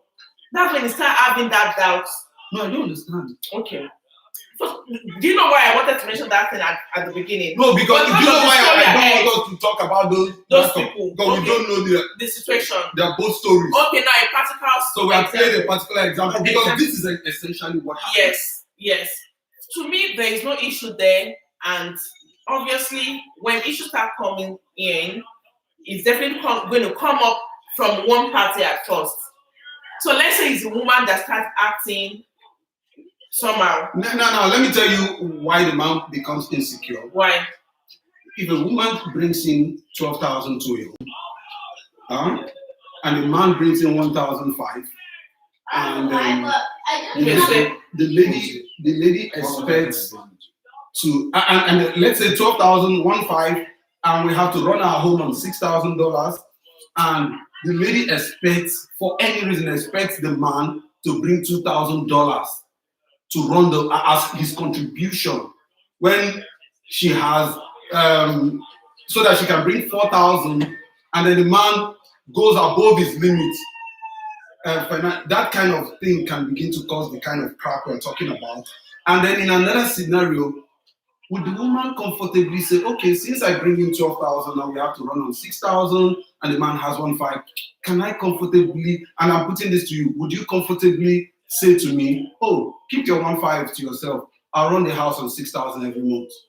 Me, I can do that, but I can't answer for you. You're even smiling. Do you know why?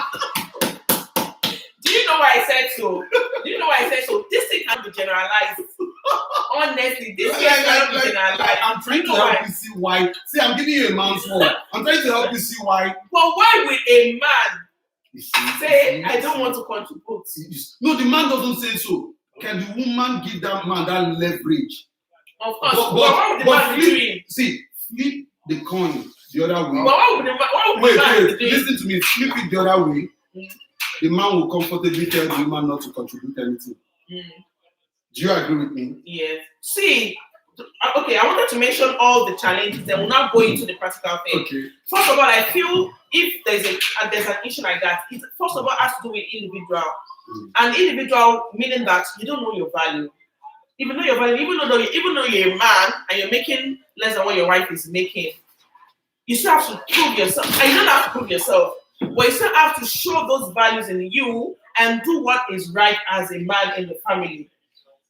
Second thing is, I don't think that's so common in the Western part, like, yeah, but I think it's common among, like, I can say, I'm not sure about other Africans, but I want to believe it's other Africans, within other African countries as well, like Nigeria. Our culture has made us believe that it's man that takes care, that does all the responsibility, takes care of all the responsibility when it comes to financial aspects. And as placed woman under that, you might not also as placed woman under that, women cannot make that money or are not supposed to be that rich when they are under a man's roof. So they made us believe that when talking about marriage, that the man should always have the most, should always be more financially. Yes. Okay. Yes, guys, what do you guys think not about like that? they made us believe.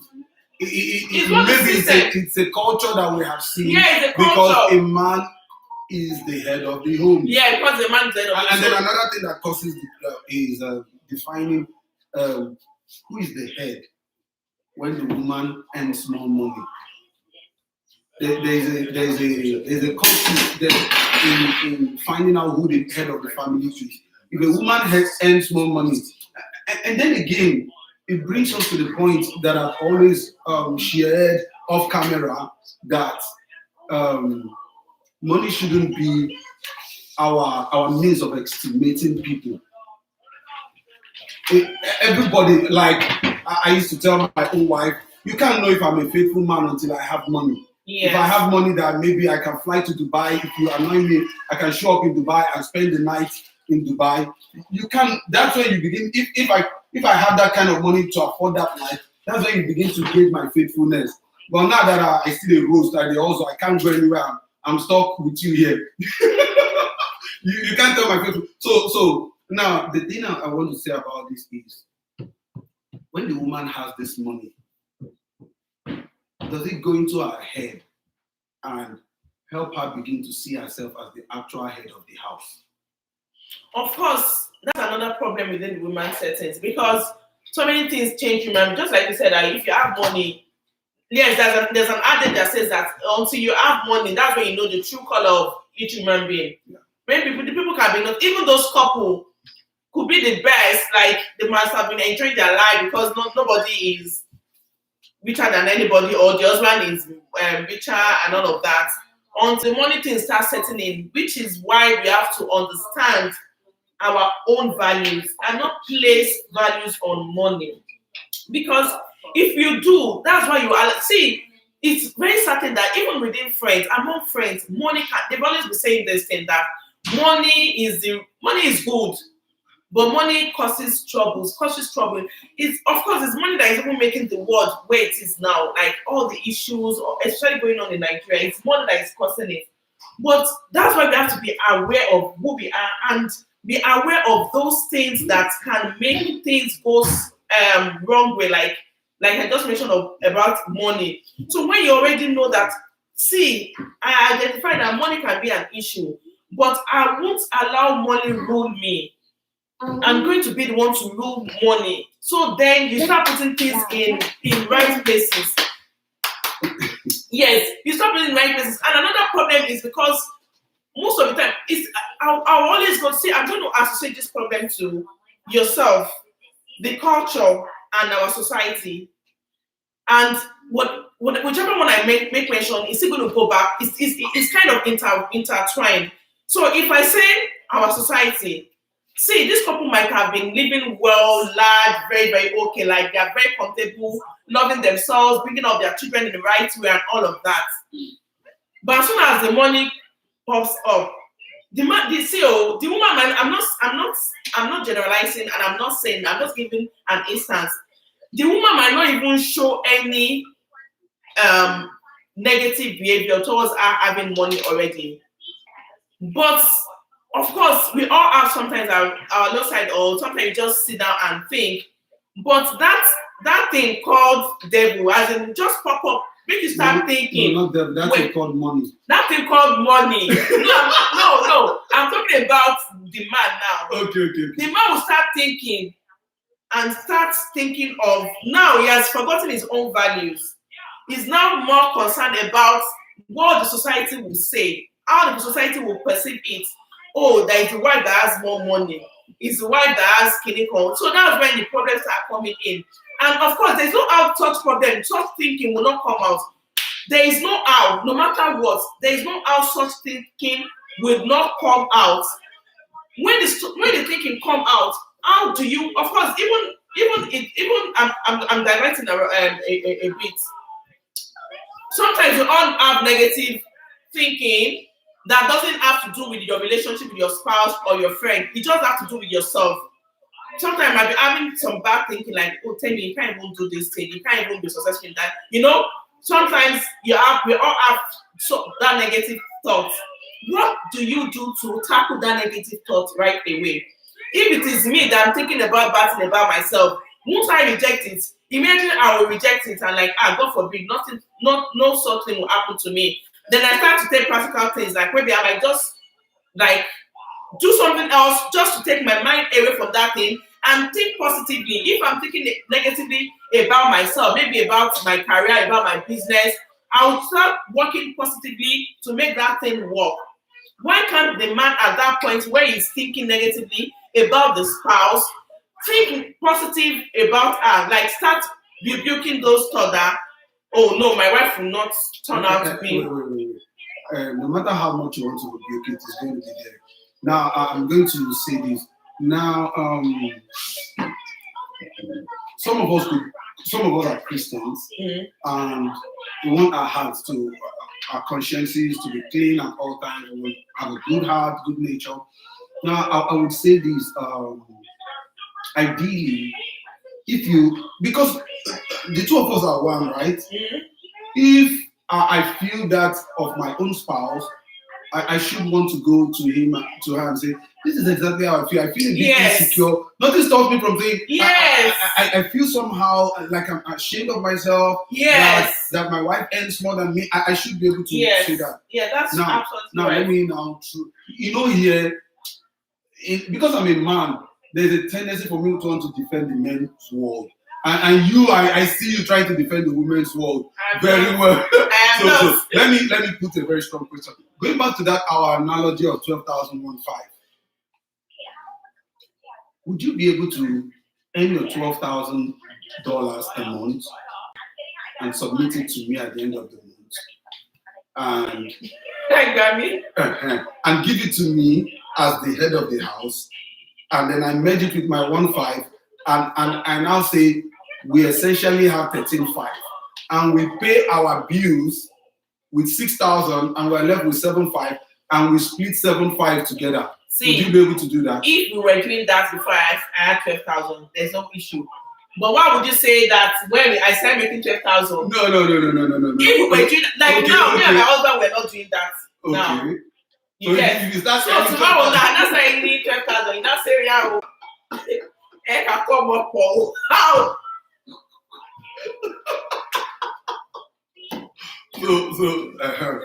Come. Let me tell you. Now, okay. Wait. No, this is the very practical thing. And then I'm sorry if you might think, oh, that's wrong. Why would you say that? Truth be told, that is how it ought to be. Whether and this is what we address that insecurity. I'll be happy if you can start that now. You should submit it to me because I'm very blessed. No, it's not a function of who earns less. It's a function of who is the head of the home. Now, this is the matter that when you go back to that other couple that you wanted to talk about, that the man feels insecure. This is the one thing. It's not the money that is the insecurity. It's who is the head of the house. Because money has a way of usurping the role of a man, of anybody. Like in our Igbo adage, there are adages that say a lot of things. You hear things like it's the person who has money in the family that is the wisest person. That's what I'm saying. That is the society. See, that's the person that they listen to the most. Mm-hmm. If he's not around, the meeting will not commence, and those kind of. It's about. See, it's time we need to start changing the narrative. Like, see, the society, even the society, what society? It's not we. It's still we now. We form the society. It's not that individual have to start changing their thoughts, all those things that are not like. I like the fact that you brought up the communication thing. Like, if you feel insecure, there's nothing wrong with a man going to meet the wife. Oh, babe, this is what I feel. Yeah, you should be very open. Yes, be open, and the wife, being a good wife, will respond to you like, oh no, that doesn't change anything. Of course, does that even change you? It doesn't change you, and it doesn't make you less a man. But our society makes us believe that someone without money. Okay. Yes. That doesn't change who you are, right? But it's what the society believes. And you too, you want to prove it. You want to put our practical things down now that it's true. If that money, you can't call yourself a man. It's a lie. It's just that does that thing, that thing that's been formed in our head. Let's be careful when we place it. It's not just the lack of money that is a problem. The presence of money is also a problem, because think about it. And now I don't want to put it on you. Think about it.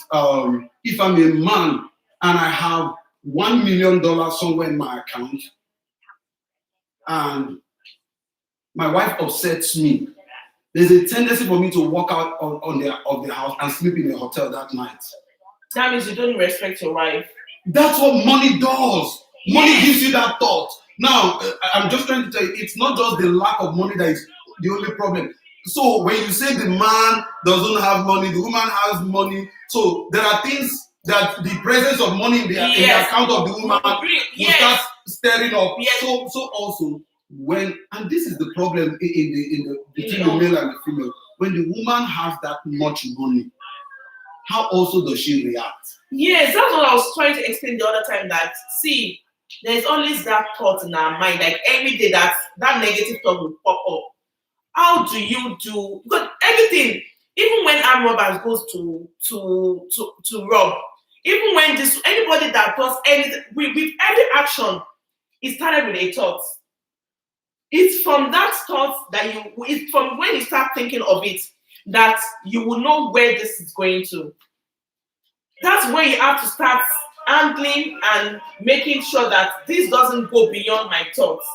Yeah, the problem is it doesn't just have to be thoughts. It doesn't have. What is the practical action apart from trying to address your thought? Because see, you speak. Oh, I should stop thinking this way. This is not me. But that may not take the practical aspect. You speak all those things, and then the moment you stop speaking it, the devil will go away for a while. You know, even Jesus, when he tempted Jesus, I mentioned that they start taking practical steps. And that practical step now. First of all, is communication, which is good. And that practical step now is you bringing down money. We will not look at it if it works. It will work. You bringing down money. See, at the end of the day, don't bring down money. Because if we're able to identify the problem, first of all, the problems are solved. Yeah. Now we identify that, even the man, for example, the wife might not even have shown anything, but the man is just feeling insecure. They are sort of, this lady is now making money. My mother would think I'm not skinny con. My father-in-law, or people start thinking, I'm not man enough and all of that. Yes. So it depends on the individual. So from that thought, now you feel, I'm thinking of this thing and I don't want it to be like that. And you are close to your wife. The first approach is, communication. Now let's discuss about this thing. Babe, this is how I'm feeling. And I don't feel okay with it. Okay, let me pretend as if I'm the babe now. No. I don't fear you. You need to work harder. because okay. Let's Ideally, wait. Let me help you. So this morning, it's not something I really would want to put out. We read about King Nebuchadnezzar at home, and we're talking about it with the kids, and how that God told him about his pride, and he went about saying all that. yes, we do so still. What of you? He went about walking on the roof and saying, "See what my hands have brought me. Yes. See what my hard work has brought me in the kingdom." And before he finished speaking that, the voice came from heaven, and he turned to like an animal, had the mind of an animal. Now, in somewhere in verse 32 of that scripture, the Bible says that until you learn that the kingdoms of men belongs to God, and he gives it to whomever he chooses. Essentially, this is for me. It's something that I want to learn from. It's something that I'm hoping people can learn from. What that means to me is that a lady who has been a mentor to me back from Nigeria, told me something that day. There's nothing that you have not received. And it ties with this same scripture that we just talked about now. Everything that you have received. And you received it because it pleases God to give it to you. Now, if you understand, so when we talked to the children this morning, what we're telling them is, see, when you go to school and you turn out to be the best in your class and people are praising you, don't go on reveling in that praise. Just tell yourself, I'm the same with the next person. It's just that God helped me. Yes. And when you find yourself making more money, or let's say you find yourself, and we told the children and said, if the next person is stealing and you are not stealing, don't call yourself a good person. The only thing is that God has helped you not to be a thief. If God takes away his grace from you, you will become worse than that thief immediately. The moment God, and that's what happened to Nebuchadnezzar, the moment God withdrew grace from him, he became like an animal. And a shameless one at that. Imagine a king becoming that low. And that's the way I want to plead with us, me as a man, you as a woman, to see. Even when you start earning $12,000, which I believe you will very soon. I hope you believe. Which I believe you would. When you start earning $12,000, please always understand that. It's God that's giving me. Yeah. Just understand that he rules in the kingdom of men, and he gives it to whom. One version that we read some days ago says he parcels it. He puts it in a parcel and parcel it to whomever he pleases him to give that parcel. So that you have $12,000 and I have my paltry 1.5. Don't go thinking, that I don't work hard enough or smart enough. That your husband doesn't work hard enough or smart enough. God has just I wanted good you brought it out. There's no how we can be so natural or so physical that we have to neglect the word of God. Like I didn't want to put that from the beginning because I wanted us to tackle the practical aspect of this issue. There's nothing you can do without having God. Like of course we are people, well, some people don't believe, but human beings, we are spiritual. God created us for a purpose and brought us into this world. After creating us, he didn't just let us and that I have created you, go and that's the end. No. He has created me for a purpose. He's still my Father in heaven and he still wants me to do things the way he wants me to do, the way he pleases him, the way he wants me to do things. That's why there's nothing we can do, even though it's my business, even though it's married, what can we mention? What can you talk about that passes putting God in it, or if it is too low that God is not interested in it? No, God is interested in every affairs of men, everything. So I was still going to go there like, it still depends on who you are yourself.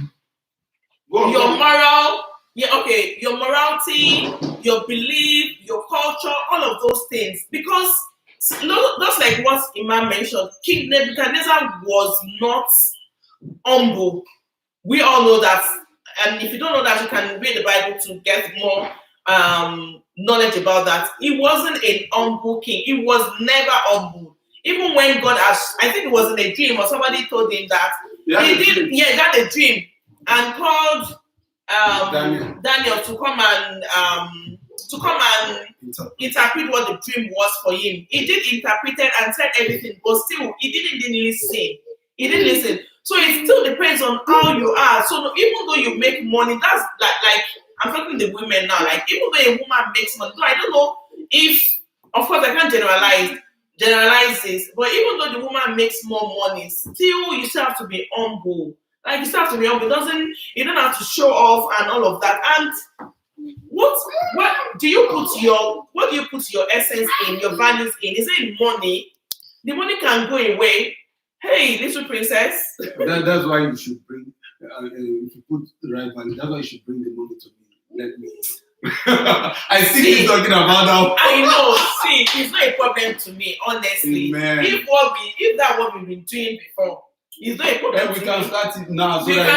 You can start it now, but I have to be convinced and be sure that where is this thought coming from? You get what I mean? But we are one family now. Of course, we are one family. You've come to meet me already, that you're thinking that I might run away soon now because I'm making the whole money. Where will you run to now? You're already coming to me that I might run away, or you feel I'm making too much money, all of those things. But of course, I'll first put on my guard, like, because I'll be like, I don't know where this thing is coming from. But I am just apart, that's the problem to me. But I'm not saying that I'm putting down the money right away. We still have to talk that, but still, that's a problem. Like I said earlier. I'm just helping your husband too.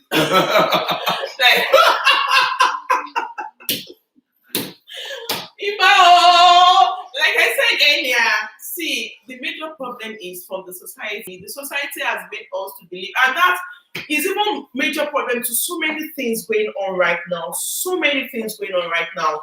So I feel individual, we need to find ourselves. We need to find our purpose. We need to know what we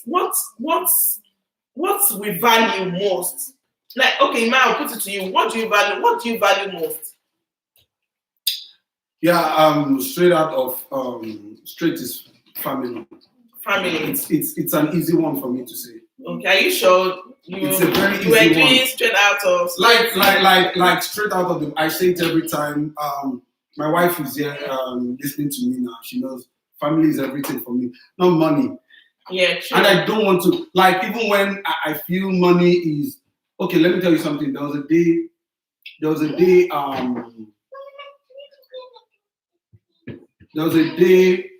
I was just listening to my. There was a day my daughter, my first daughter, was trying to say something to me. She was asking me to check my email that her teacher had sent something to me. While I was looking at, I was just about checking my email, then my power bill just flashed.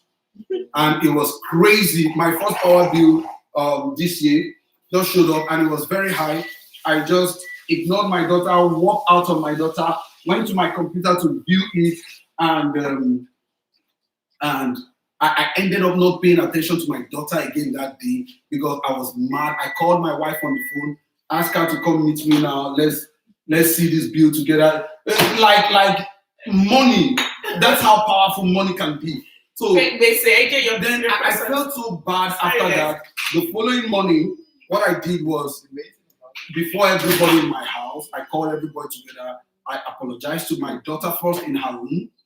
I apologized to my daughter first in her room, and then later I called everybody together. And then I told them I was really sorry. See what I did. I placed money over my child, over family. And that doesn't mean that we're not going to fall into that trap because money is very sneaky. It sneaks into your heart and destroys something. And that child will walk away thinking, oh, daddy values money more than her. I apologized and I told them I was wrong and that I don't expect this, that they should all pray along with me. So essentially, sometimes money, money can come up, but that's so good. That's family must be. And good thing that you're able to realize that's the problem. Like most of the time, we see that we are wrong, But most people tend to just ignore it. Like when their conscience might send that, oh, you did this thing is wrong. And again, pride. How many man or men will go out to go and apologize to their daughter and all that? Ima, I'm so proud I know you, and I'm so proud. I'm so happy that you are here. Like that's so commendable. Like that's a very good one. Like, and I hope people will learn from this as well. Like you don't have to be like, of course, I'm touching some other things, and this is what discussion brings about. Like there'll be other discussion. There'll be other things you will learn from the main topic. So Ima, it's very commendable of you. Good that you're doing that. And again, thank God that you didn't allow your pride to rule you. You went ahead to to apologize to your daughter, and you brought the whole family. That's because you place value in family more than money or anything. You could have said, of course, I understand what you mean, and I know what that your bill was. That was over $1,000. That's a lot to pay for power bill. Like guys, that's a lot. So it's normal thing for you to react like that as an human being. As a human being. But another good thing is you realized that and you didn't just let it go. Like you handled it, and you're also laying good examples to your children and all of that. That's good. I hope people are listening and they're learning from that. Imagine this one, good one, eh? This one is good. Do you know what? I wanted to do like this, and then I remembered it is God that helps you. Because I told my daughters, I have 3 daughters anyway. I told them never to glory when you're praying. Please. Just simply say in your heart. Just be humble. God has helped you. That's a good one. Yeah, and I noticed that among the kids here. So when they have quizzes in their classes and all of that, and they pass, like whoever wins the quiz, do you know that they will just be keeping quiet? Sometimes the teacher in the class, because like when they use the what's it called? One of these apps, or something. When they use one of these apps to do the quiz online, the kids can just put like any names, like they may not put their real names, so their teachers will not even know who that child is. And sometimes the teacher will be like, "Oh, who's that? Who are the highest score?" And the person will just raise up their hand, and nobody. I'm like, wow, like that's another culture shock, guys. But also, it's also teaching us values and not to glorify yourself when you win and people are praising you. And I think that's another problem amongst us. Like we are always happy when people are praising us and all of that, and it makes us forget the purpose, and sometimes make us dwell so much in that thing you did when you're supposed to have moved on and conquer the world, do some other things, but you're there feeling like a queen and the queen of Kinecon. So that's another lesson to learn as well. That's another lesson to learn. I'm so glad that I brought Ima on this show today, because he has shown us that he's a pastor in the making. No, we cannot do And the wife is there, pastress. I'm busy thinking, am I right? Is it thinking that you're going to be your pastress? Anyway, people should make me your usher, head of usher, so I'll be collecting back to our gist. Money.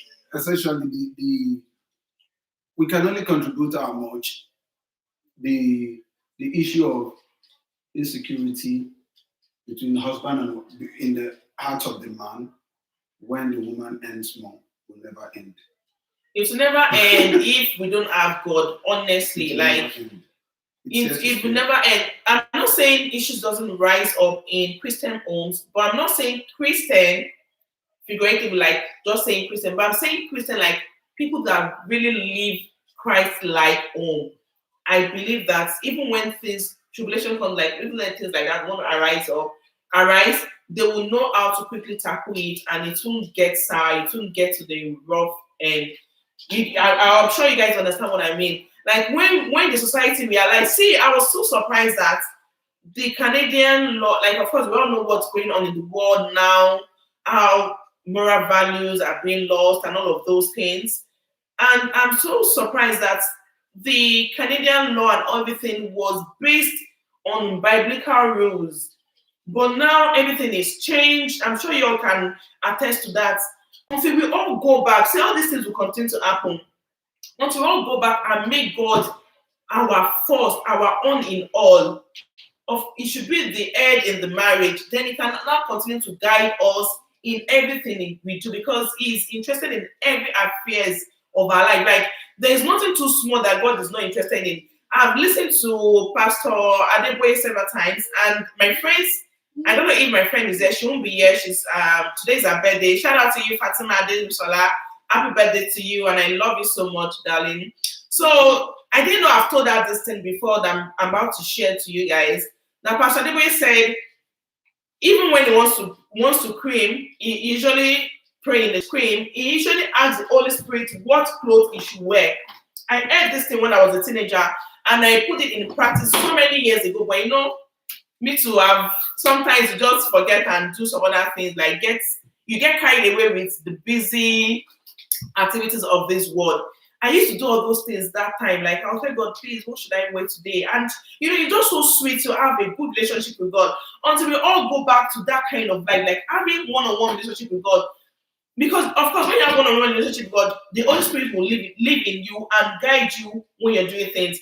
That does not mean you won't have challenges. We will have that. That's even going to make you a more better person. We'll still have challenges, but we will be rest assured that when we are making decisions, when we are reacting, it's Holy Spirit that is speaking through us, that is helping us making the right decision. Until the whole world, and I know this thing is very, very hard. People find it hard to, even me, like find it hard to talk about Christ anywhere now because first of all, so many people have abused that. You see so many pastors doing things that are wrong, and we all see that, oh, this person is. So because of that, so many people want to shy away from talking about Christ in public places and all of that. But until we all realize that and you know put God first in everything we do, there will still be issues like this. And also people need to start working on themselves as well. Like so many things have been damaged through experiences while growing up. For example, maybe that husband saw that this is why the way my mother and my father behaved. My father had more money and everything was successful. My mother was always quiet, and maybe his wife is not quiet in the house. You know, the wife is being arrogant because she's not making money, and he doesn't see it working that way. Or he saw that, or maybe the husband is kind of person that grew up in a family whereby the wife, his mother had more money than the husband, and the mother never accepted the husband, and you know, showing all sort of immorality. You know, we all see these things. Children see all these things that parents do. So the guy has been exposed to that kind of family. Obviously, he doesn't want that kind of thing. So that's why the insecurity set in, and he doesn't know how to undo it. Now they're having issues and all of that. But everything still boils down to knowing who you are, knowing what you value most, and communication with your spouse is very, very important. I'm sure you guys will know if you've been watching our live videos that I always stress on communication, even with your children, with your spouse, with your friends. It's very, very important. So all of these things that we mentioned are the things that I know if they put into practice, some cases are so, I've gone so sad that they might probably need a third party, like a professional person to help them go into it. But if it doesn't go too far, I believe they can still work towards it by coming to each other. Coming together and discuss this. They shouldn't hide anything from each other. I know that some words are very hard to say to your spouse because you'll be like, this person will never forget. But you know, with wisdom, you know how to put it down, what you're thinking, what you think, or sometimes it might even be assumption. That's why communication is even good. The other person might just even be assuming, and the assumptions might be wrong. And so many people have taken bad decisions because of what they assumed of the other person, and they never confirmed. So, Iman, let me leave you to talk. I cannot talk too much. If it's somebody said something. I just saw Joel said something. I want you to speak into that. Is it true? Joel says the woman's money is her money. The man's money is the family. It's our money. Is it? I hear that a lot of places, you know. And what do you think? So I know. See, I'm not like. Like be very, very honest. I'm very, very honest. Because it shouldn't be. You should. I'm a woman, and I know all my women will say, tell me, no, you shouldn't say that. We should come together. It shouldn't be. I don't think it should be that way. It's our money because is it the case right now? It's not the case right now. Okay. No, not with you. Not with you. Is it a general mindset for women? Of course, it's a general mindset. Yeah, it's a general mindset for women because for not general, but for some people they believe. But even as it is, most of the men, like I know, use an example, they don't even care about your money. They do what like a real man that we see in Nigeria, like that we still say, oh, this one is good. They don't even care about what you make. So they do what you so that makes a man good man. Yeah, yes, now I caught you. Oh like, my God! They don't even care. They don't even care about what you make. But that's not a good man. That's a good man. Hey, baby. No, first of all, a good man should, in the real sense, now that you talk about, a good man should expect the wife to submit her money to, because that's helping the man fulfill God's mandate for her life. Yes. See, when God was chasing us away from the Garden of Eden, what did He say? Say it now. They be a Bible scholar. No, I didn't read Bible. You didn't read Bible. Can you hear? You didn't read Bible to that place. When God was chasing us with what we did, when He was chasing Adam, what did He say? That He was going to till the ground before He eats. Yes. And to the woman, you will go through pains during childbirth. And there's something again He told him that your son shall. No, apart from that one, there's something again. I can't remember top of my head right. It's not in that verse. It's in another place when He was talking about marriage. Don't let us open the Bible. Don't let us open the Bible in front of people. But I think He said something shall be your husband or something like that. I can't remember. Yes, now it shall be. That's what I'm saying. That it shall be your now the man that it shall rule. You don't hear that. Now it shall be yes now that you shall submit to Him. Now not submit. Now it shall rule over you now. No way the Bible says that the man shall rule over you. Whether like your desire or your pathway. Oh yes, it still boils down to like the man shall rule over you. That your desire shall be. Okay, check the Bible what it says correctly because this is a public thing, so we don't want to say what is wrong. Like your desire shall be to have Him, something like that. Anyways, while He's checking for the verse, is also when He was talking about marriage, when He ordained marriage, when He say a man shall leave a man shall leave his family. What did He say? He said the man should love the woman and the woman should respect. Should submit. And should submit. What are you supposed to love us with? With everything you have, with your money, Abby? Yeah, and then so what are you supposed to submit? Submit.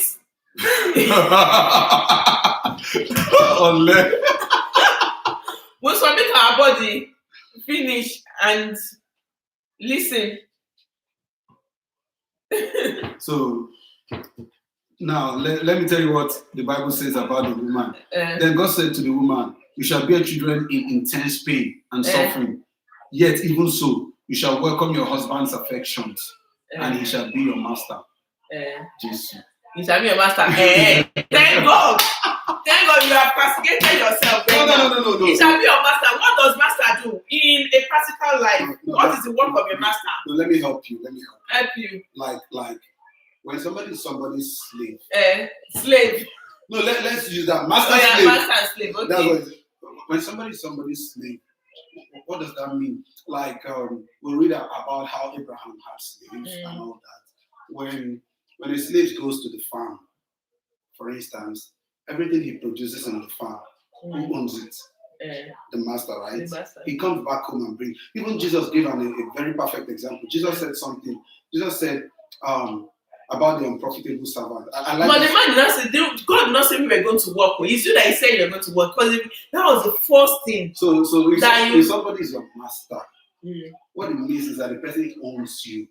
Of course, we will deny that. It doesn't just own you. Eh. If I own you, he owns everything that you have also by extension. I'm not supposed to even work. No. It's the children that you own. No, if I own you, I can ask you to go run errands for me, go and work and bring the money back home. That's ownership. See, let me tell you one story. Let me tell you one story to help you understand it. So Jesus told this story about the unprofitable servant. He says, which one of you will have a servant?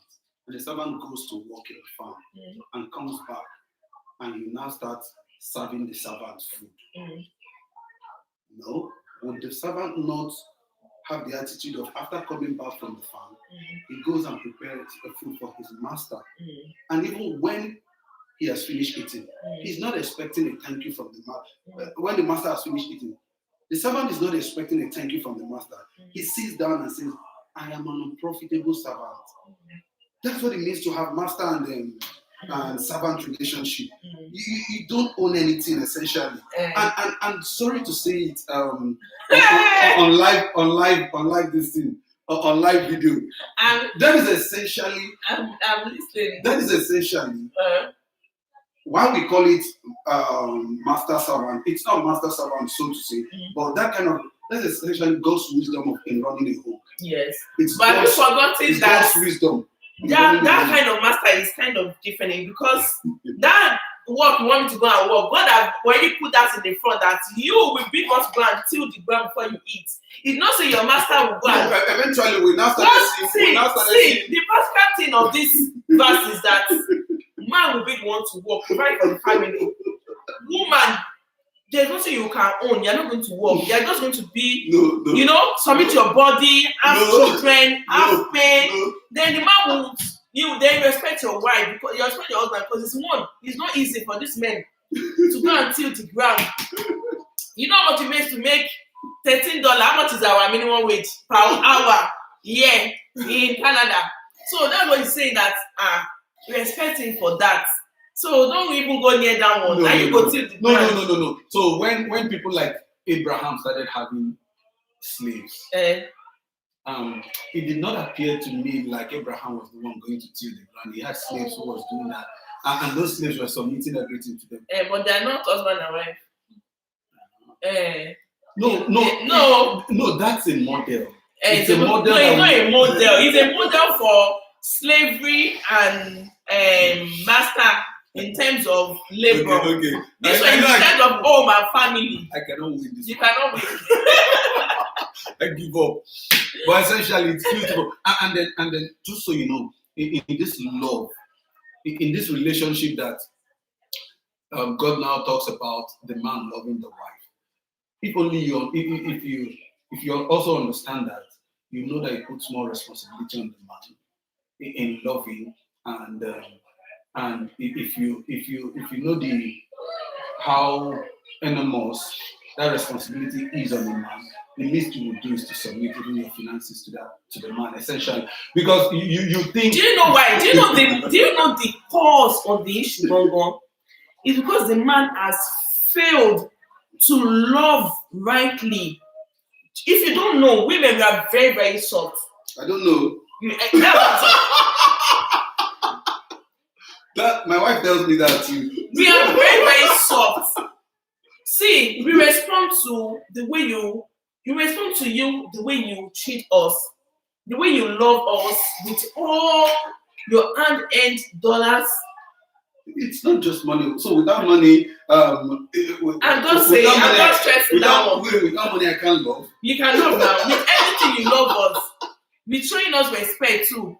So that's where that issue of love goes wrong in relationship, in marriages, because they feel, of course, most times it's men that approaches the woman first, right? I don't know. When the man approached the woman wasn't feeling anything. He wasn't loving you. The woman wasn't loving the man. Sometimes you might not even know if the man exists until you carry your two legs and go approach the woman and say, okay, blah blah blah. Please tell us how you people No, but a lot. Tell us how you No, people but a lot toast. of the time, the woman is preparing to be approached. Well, why this man? Why all these guys need this? By no, maybe they are approached, but she doesn't know who is coming. So when you now come, you have said developing the attractions, the emotions, the whatever. First, because the man is moved by what he's seeing. Yes. And the man is helping the woman is helping the man see the things. Before so until you not, but she didn't know who is coming. So what I'm trying to say is that you people start up with the love. I must maintain and you have to maintain it. The way you will come at the beginning will be so as soon as you enter like this. No, Timmy. You said something like juice. No, let's not do it. You said something like the man. It is us men that don't love right. You said something like that. Yeah, I'm saying that you know what sometimes I just the moment you said you know what just comes to my mind. Even God loves us, right? Or we're like God's wife. Yes.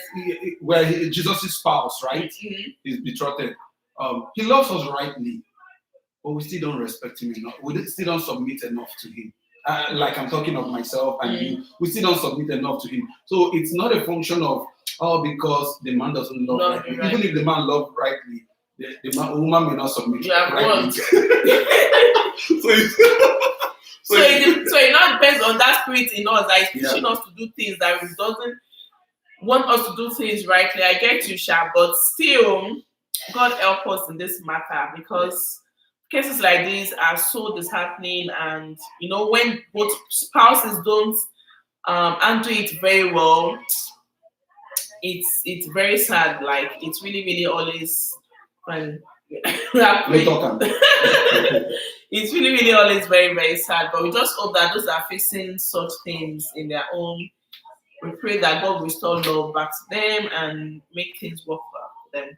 And please don't forget, give him the money. Give him the money. Give her the money. Oh, that's what it's called. If we should come and sponsor us, I'm sure you are here. They should come and sponsor us to Dubai. Summer is approaching. No, Amara is planning to do that for me. Amara. Anyways, thank you guys for watching. I really enjoyed today's video. And thank you, Matic, for coming. I hope you're going to come next time. This time so for winning the prize, just give me the gift in front, the prize in front. I chopped 4 pepper and I spot it. It's only that chopped 4 pepper.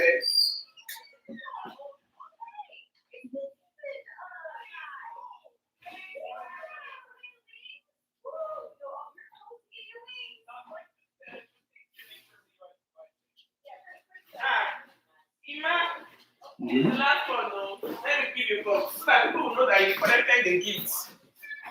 So I hereby present the box of shortbread, the Nigerian shortbread. No, it's not that. It's from UK, but the one we eat in Nigeria. To Ima for winning the spicy noodle challenge. Ima, please accept your gifts. Thank you. Man, this is so full. Bye-bye. Thank you guys for watching. I hope you guys enjoyed today's video. I do really enjoy everything. Thank you guys. Please, if you're yet to subscribe to my channel, kindly subscribe, share the videos, and watch my vlogs and my tutorial videos. More videos coming your way and more live videos. Thank you all. I love you. Bye. I'm coming forward to put it up now. Ima, we still have discussion here. Oh, I'm so sorry. I can't just go that way. Let me respond to chats. Oh my God. Where is your sauce? I can't just go that way. I apologize. Guys, I'm so sorry. I need to respond to chats. That's not done. One of my friends said that only Obela have been the work.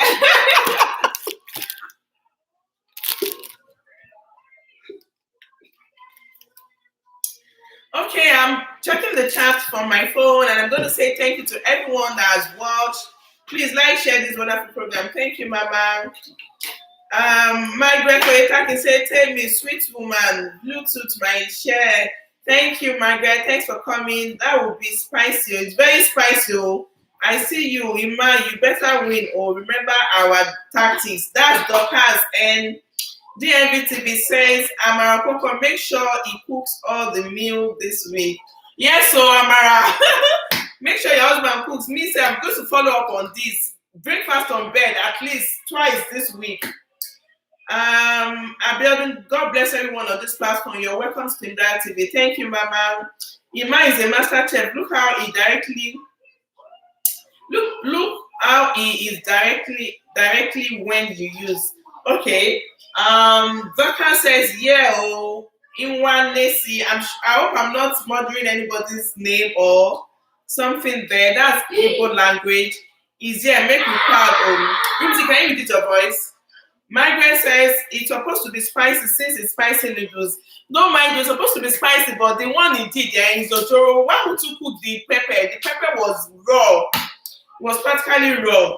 Doctor says yes, oh, Amara Lord, I wish. Ha ha ha. Temi, Kolawole Adeboke, thanks, baby sis. Queen Adeboye, thank you, Queen. Thanks, darling. Thanks for joining. Amara Koko replied to DBN vlogs. She said she laughed. And Doctor said that so. Doctor N faster, Iman, and I know you will win. Abio, Iman won, no. Dayo, nice seeing you. Aderonke, Adebanjo, Esther, nice seeing you too. What is spicy? Do you mean atakon inue? Atakon inue, it was spicy noodles I ate. Very, very spicy. Thank you. Thanks. Aderonke said, Pele. Yes, so atakon. Thank you all. Thank you, Jerry. You're supposed to know now. Tell me easy before Pepe will pepper you. You are supporting your husband, Amara. Well done. The pepper peppered me, not the small. It even affected my ear, one side of my face. But my left eye was bringing out water. I was tearing up here, and my ear was affected.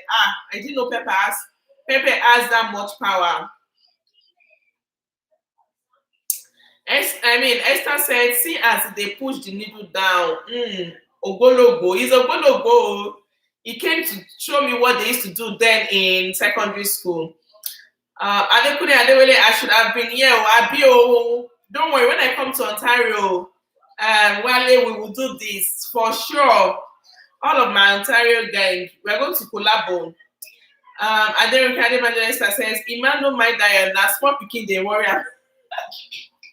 Now, sport pikin, they worry me. I should have gone and look for my own mates to do that one with too much pepper. My boy, yes, so your boy can eat pepper. My people, thanks, Banker Olalaye. God bless you, darling. Thanks for joining all the way from Ottawa, our newest bride.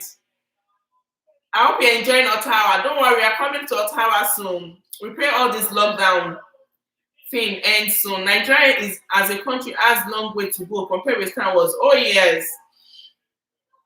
Banky, I see you. Okay, honestly, the first day I was told, I was confused. Okay, I don't know what you were told. I see you, Amara. Margaret Oyetaki said another shocking one is when they invite you to a birthday or restaurant, you need to go with your credit card because you will have to pay for your meal. Absolutely, I think I mentioned that you will pay. When somebody is telling you, let's go to a restaurant, let's go on a date, or let's go grab coffee, please be sure to confirm if they are paying for you. Honestly, they won't pay. So if you don't want to go and you don't want to embarrass yourself, so just say something, just excuse yourself. And if you feel like going, if you want to spend the money, then go with them. Also, Akisha and family, hi everyone, thanks sis, thanks for joining. Margaret, yes, so Taki said they always have pet sister. Oh yes. Or just ask for water if you don't have money. Yes, so Banker said so. Just ask for water if you don't want to spend money. Akisha said exactly. Banker said then Monday they will ask how did you spend it. Yes, that was what I was talking about. Asking you how was your weekend and what do you plan for your weekday. So when we're talking about the culture shock thing. And Margaret said, okay, my mom said, Abeli Baby said, yes, so you guys are right. And Margaret said, getting learning materials and books from the library for free. You shop. I know, right? I know, Margaret, you're right. Going to the library and getting those materials for free, that can be very, very shocking too. My mom said, here in US, a child can call his parent by their first name. Absolutely right, Mama. You are right with that. For me, and more, laugh. Thanks so much, sis. Thanks for joining. Thanks for your love.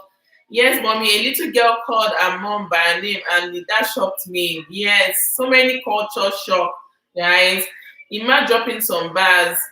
The woman money is her money. The man's money is the family's money. Yeah, I support this. Though it's not supposed to be, but I support. Interesting. Kingdom lifestyle. Thank you, Mama. Thanks for joining, Big Sis. You're right, brother. You're right, Amy. You use money. You don't let money rule you. Yes. By Oyindayo. Thank you so much. I agree with that. You guys are making absolutely great point. Kudos. Please like and share the video. Thank you all. Thank you. You didn't give away and good job. Oh yeah, I eventually did that. I gave. You mean for my viewers or for Ima, because Ima just got my last shortbread biscuits or cookies or whatever it's called, or it's just shortbread. I know somebody has told that it's just shortbread. And if it's for my subscribers, we'll definitely do a giveaway once we get monetized. So guys, please support your girl, share my video, comment, love the video and all of that. Let me not take too much of your time. We've spent over 2 hours and I do appreciate you guys. Like, you guys are always supportive. I so much appreciate you guys. God bless you all. Like, I wish I can come and give you all a hug. All their kisses. So kisses and hugs to you all. And I've been wearing yellow because I've been getting so many comments that yellow really suits you, yellow really fits you. So I've been hearing so many comments that yellow really fits me. So I've been wearing so many yellow. I think this is my last yellow clothes self. Maybe I have to go and shop more yellow clothes. And I need a new laptop. So you guys should support your girl, eh? Anyways, let me end this video. Thank you all. I love you all. Bye. You guys should watch out for my video. A video is coming out tomorrow. A vlog coming out. So please subscribe, share my video. Love you all. Bye.